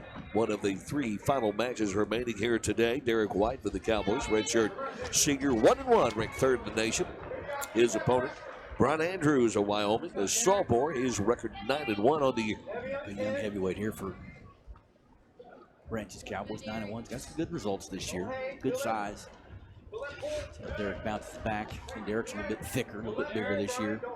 For those who have not seen him, but picking up a little bit of weight here. Still not the biggest heavyweight is Derek. Again, a good test here. This is a good, solid guy we're going to see at the Big 12s. And again, down the road, possibly in Pittsburgh. And a good young heavyweight. Derek White out of Edmond North High School product. Redshirt senior for the Cowboys.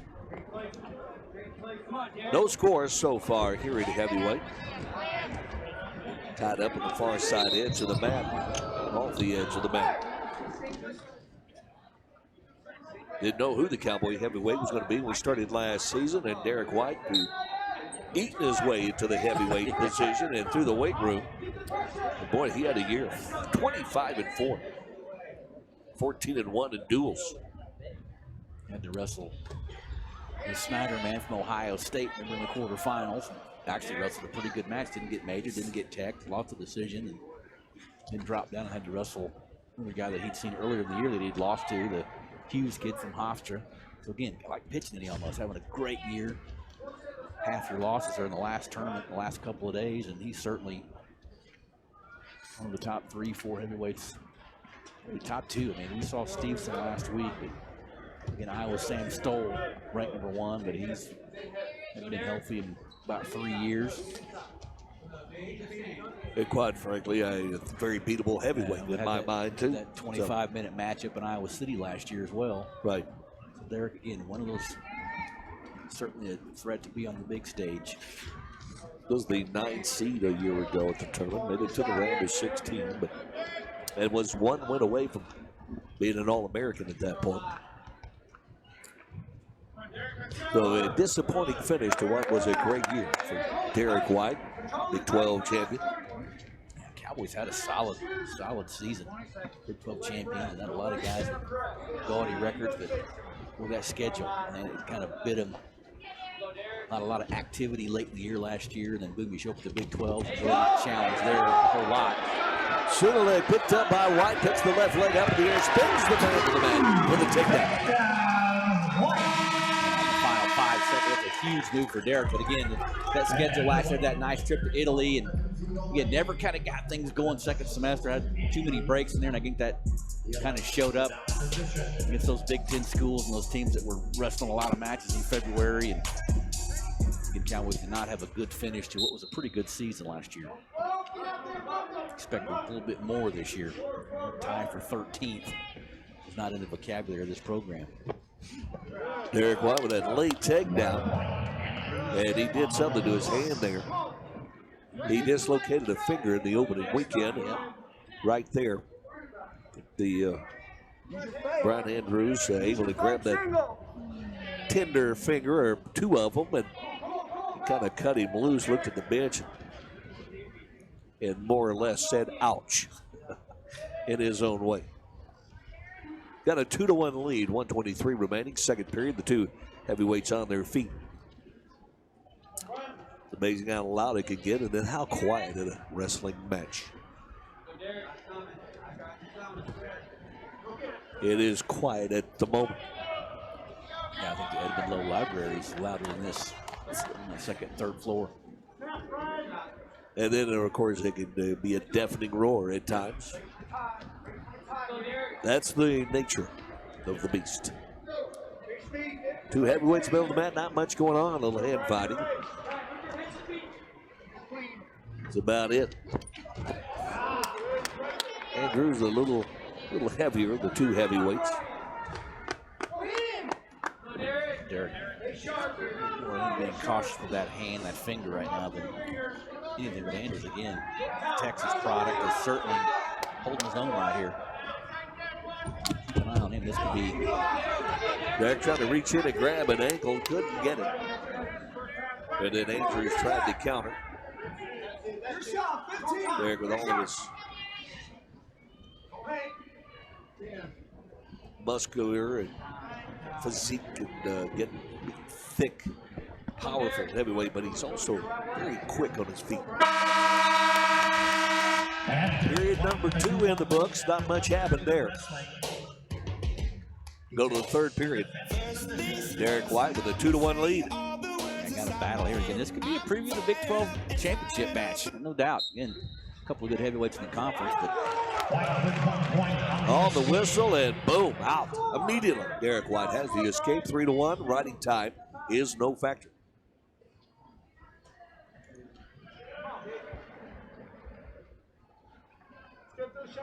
Derek, of course, went to Nebraska initially, out of Edmond North.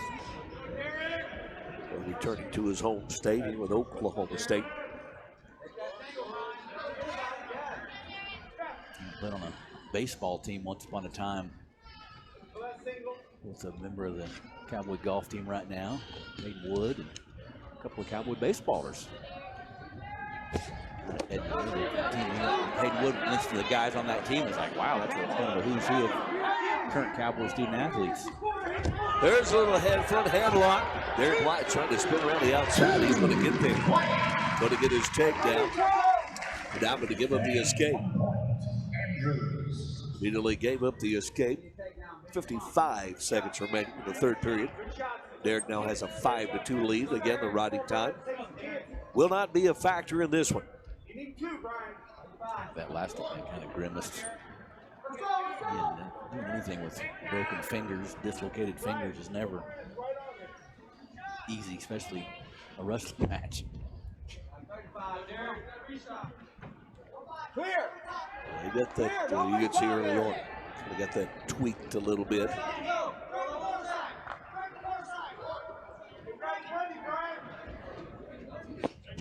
But fighting through it. But you can tell he's kind of dragging that left hand a little bit. It's probably throbbing in pain at this point. 10 seconds to go. But Derek White's going to get a win. The officials stopping it. With caution, they're going to give Derek a point for unsportsmanlike conduct there. On the Wyoming wrestler. Derek will score a takedown as they get back to the middle of the mat, and the time runs out. Penalty point and a takedown, 8-2. The final score as the Cowboy heavyweight wins it. And that'll make it a 20-6 lead for the Cowboys. 2 bouts remaining. We'll go back to the smaller end of the lineup after this timeout. This is Cowboy Wrestling from Learfield.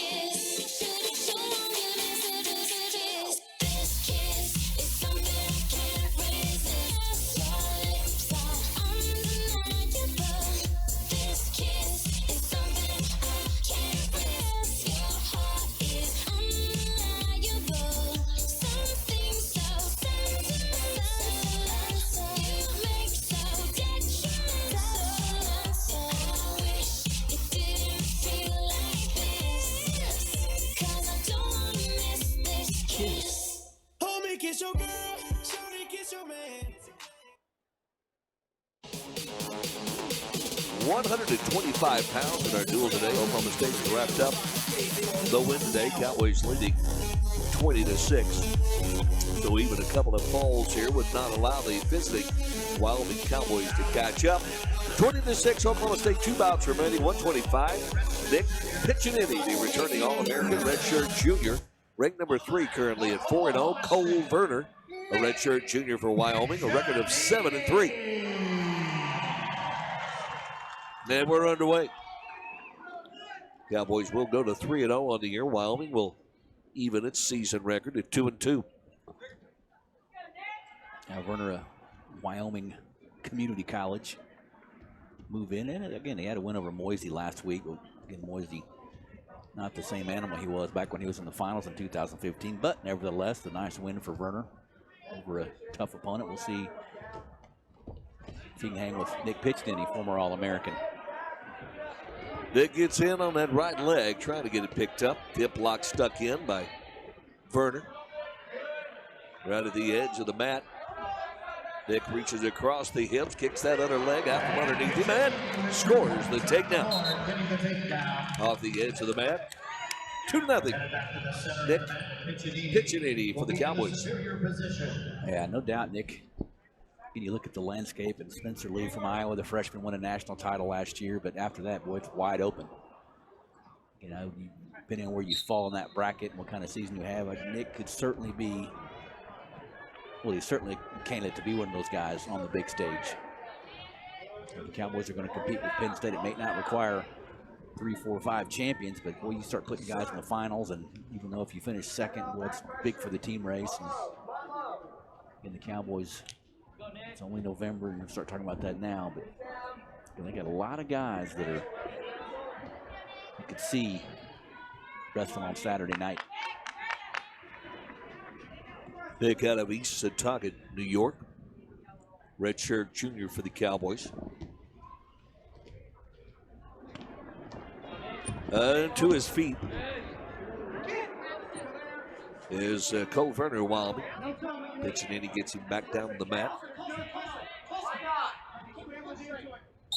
And off the edge of the mat. Nick entered the year with 50 wins career-wise, so he's up to 54. Counting. 54-13.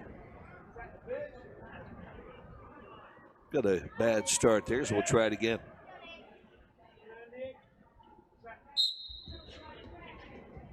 Nick made it to the round of 16 a year ago. There's a little sweat out reversal. Nick got a 2-point near fall for Piccinini, then Now no reverse, so maybe an escape going to give here. Said Nick still has control. But Nick able to catch him on his back. There's the escape. So it's 4-1.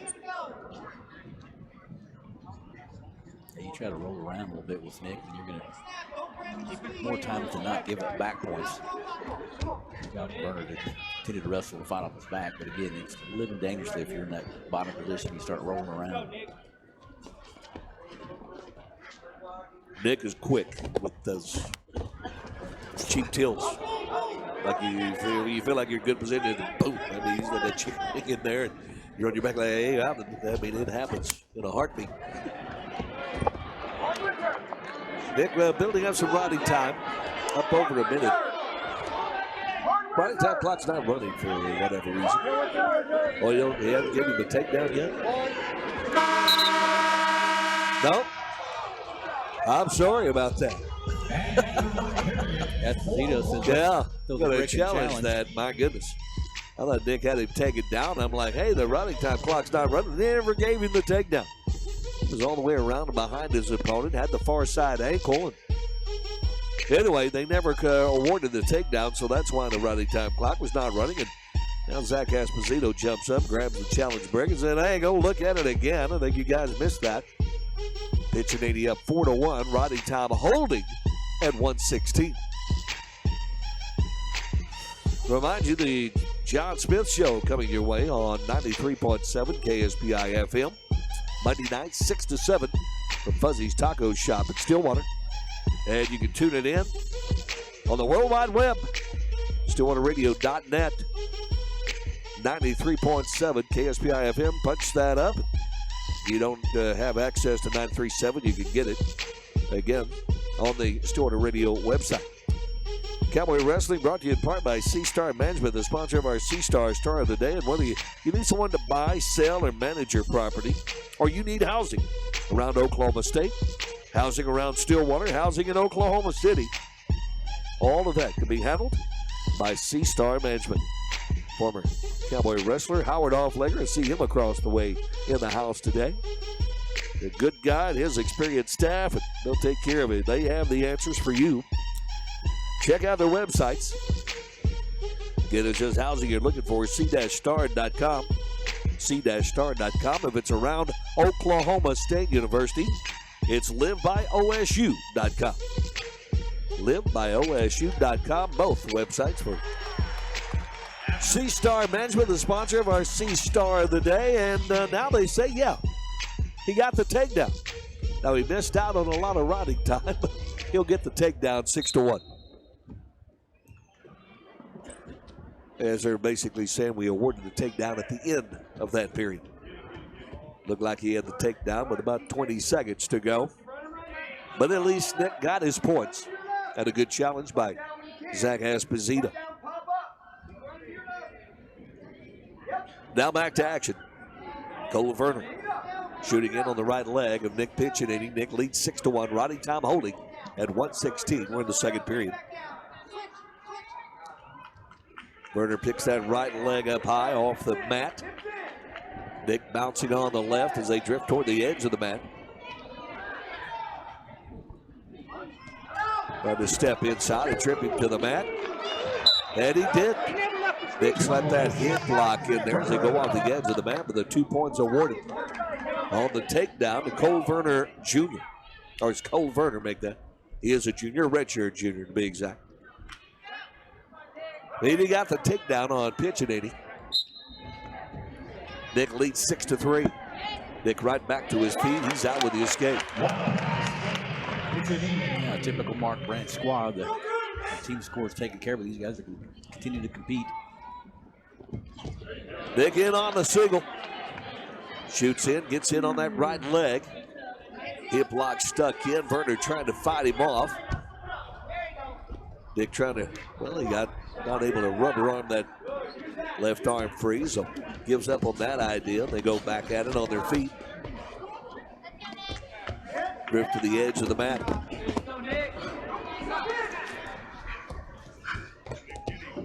Verner now going double overhook at the edge of the mat. They're off the up. off the edge on the far side. 28 seconds remaining, second period. Pitch in East Riley time right now is a minute and 11 seconds. His lead is 7-3. Yeah, 125, a pretty good weight class in the Big 12. Werner at his end of the list. Another guy that's going to be, looks like a possible top 32 guy you might see in Pittsburgh. Well, he's definitely on the attack. Werner got all kinds of energy here and running back to the middle of the man. He's got blood on your face. He runs over, grabs the towel, runs right back to the middle. Nick now goes upper body and little head snaps into the mat. Rubber arms that left arm free from the takedown. Take advantage of Werner's aggressiveness with those upper body ties and just pushing over and boom, another takedown late in the period. Over exuberance cost him. Now he thinks the match is over and it's not. He unstapped his headgear like he was done, but not quite. 2 minutes remaining in this one. Pitching A&E with a 9-3 lead and Roddy time of 118 here in the third period. Cole Werner of Wyoming will be in the down position. John Smith moves right here. Challenge the guy's best position and living dangerously here. And Werner chooses down to start the third, and we'll see if Nick takes advantage. Nick puts a figure four around that right leg immediately. Flattens the man out on the mat. Werner. Little set out. Nick the crab ride. Just a little half under that right shoulder. Now rolls his man to the man that laces up those legs. A grapevine type ride. Both legs run inside. Flattens him out again. Now back to the figure four around that left hip. Nick trying to work a cheap tilt there. Working on that right wrist. Roddy time over 2 minutes. The lead 9-3.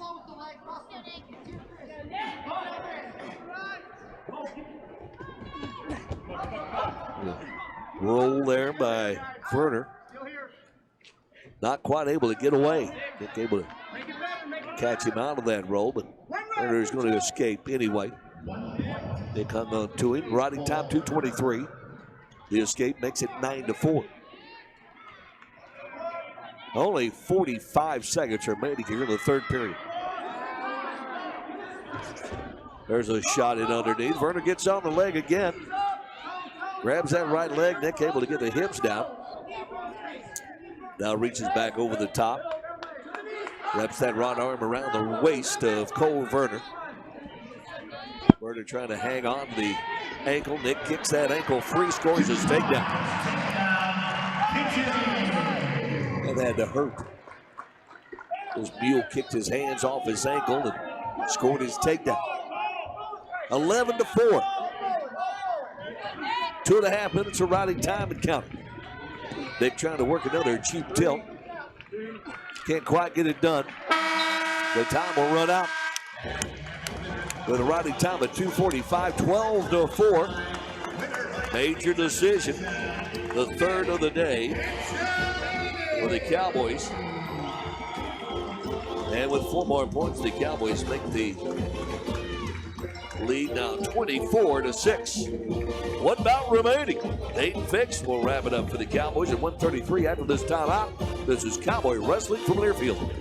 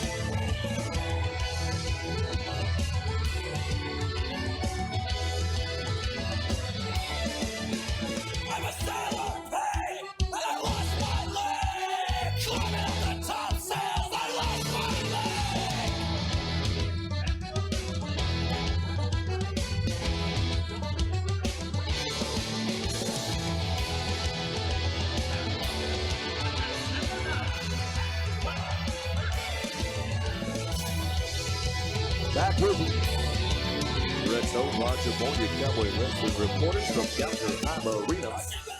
Cowboys have wrapped up the dual victory. It's 24-6. 1 bout remaining. We'll close it out at 133 pounds.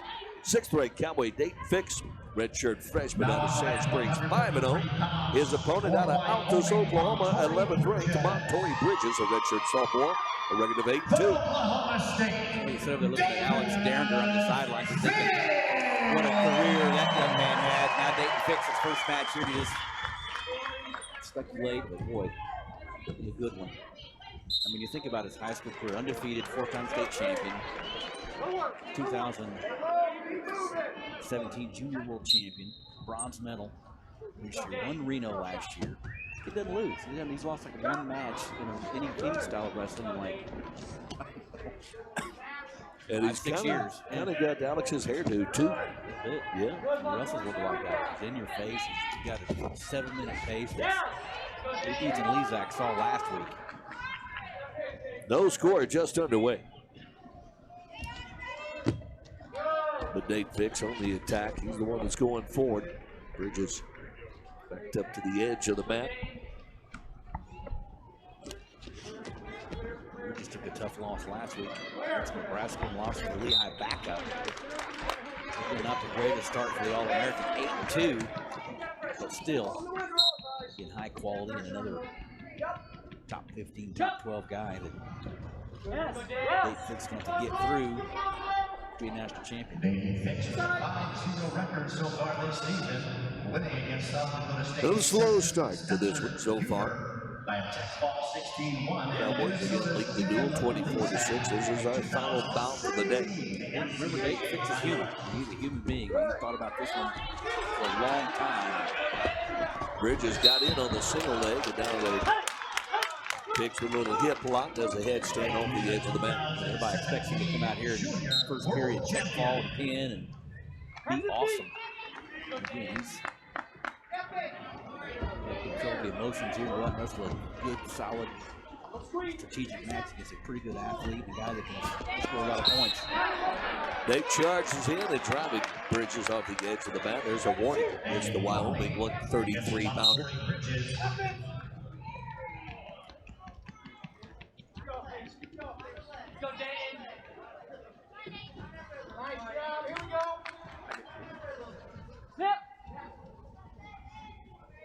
At the center of the mat, again, head snap attempted by Fix.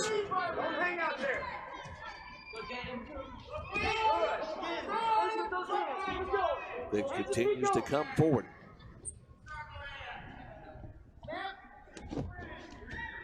Looking at a hole. Oh, there's another. Call it a point. Another point off the edge of the mat against Bridges. This is freestyle. Dayton Fix getting those push outs. And Bridges shoots in, gets in on the single leg. Dayton Fix immediately spins the opposite direction, trying to lock the hands of the crotch. Bridges after that second warning. Fix trying to slip out the back door. Bridges trying to hang on to that right ankle. That knee's getting twisted up underneath there.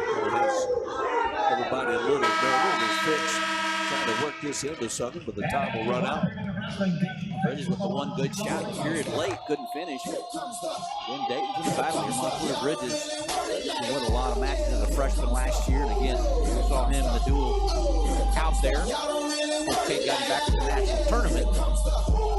And Dayton's got to focus. He's certainly the favorite here. On the whistle, Bridges for the down position immediately pops to his feet. Dayton has him around the waist, puts him down on the mat. Bridges trying to hit a switch as they hit the mat. Dayton reaches underneath the back of the leg, the crotch, able to get him off the edge of the mat. Mark Brandt is in. Hey, we were not off the mat. Quick whistle there for Mr. Haggerty. Dayton Fix didn't complain of this. Bridges got to his feet and was turned back in a little bit. On the whistle, Bridges set out one knee on the mat, 1 foot on the mat. Fix riding up high, up underneath those shoulders. Drops down to the crotch. Now dropping in underneath, grabbing a leg. They circle outside the mat. 1:25 remaining second period. Nate Fix on penalty points, 8 penalty point, leading 1-0. Dayton in that top position here in the second period.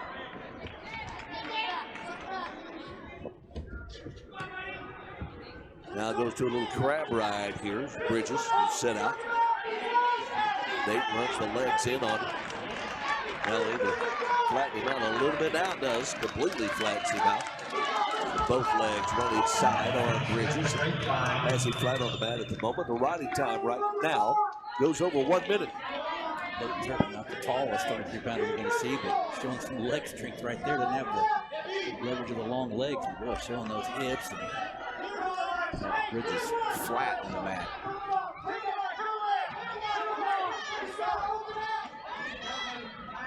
And Nate Fix continues to roll up the riding time. Bridges flat with his belly button on the mat, not able to go anywhere. They finally call a stalemate. 36 seconds remaining, second period. In the last bout of the day, 133 pounds. Cowboys wrapped up the duel a moment ago, a couple of matches ago. Lead 24-6. There's a stolen caution against Bridges for moving too soon.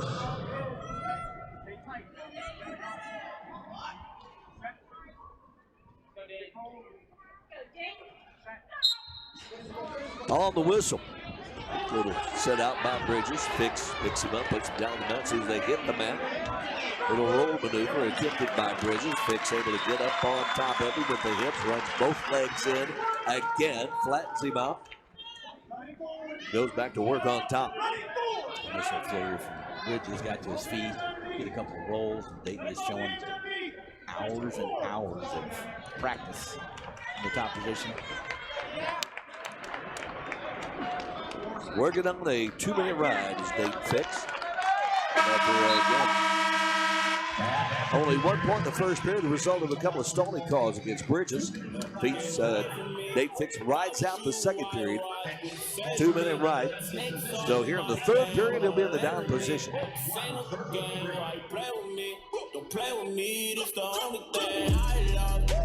what Bridges chooses to do here again. He's got some turns, he can do some things.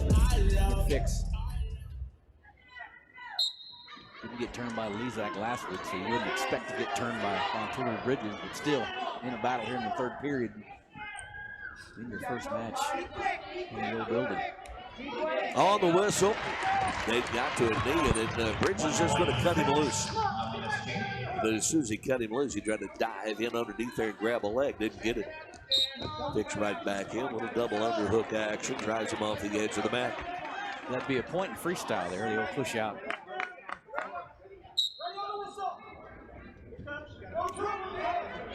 Fix again. Big thick mop of curly brown hair and very reminiscent of the man sitting to our left, helping the Cowboy coaching staff. Alex Derringer. And there's a shot in underneath Bridges. Gets it on the single leg. Gets the right leg. Fix shoots back over the top. Trying to grab an ankle. Both men facing opposite directions. Fix now kind of doing a handstand. Bridges trying to bridge back into him. As he has, again, the left ankle of Dayton Fix laid on his right shoulder. Fix has an ankle. Now the two men come to their feet. Bridges has the right ankle again. Fix hits the mat, shoots the other way. Reaches back, grabs an ankle of his own. Bridges down laying on his right side. Hangs still hanging on the right ankle of Dayton Fix with 40 seconds remaining.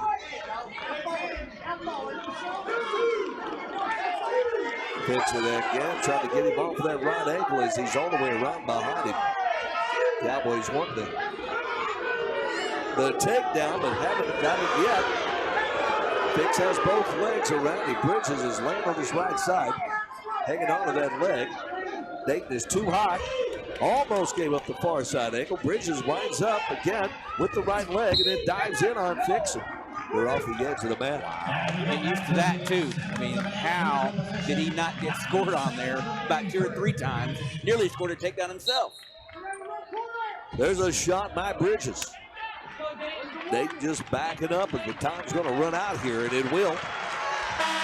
There's the buzzer. 1:47 the riding time. Dayton Fix a 3-0 victory. A good, tough win against a good opponent. And again, Fix held off that charge late in the match. And first win for what I expect to be many for Dayton Fix. Dayton Fix closes it out 3-0 win over the 11th ranked Montoya Bridges of Wyoming. The Cowboys win the duel 27-6. The final score. We'll be back, start to wrap things up at Gallagher-Iba after we take a timeout. This is Cowboy Wrestling from Learfield.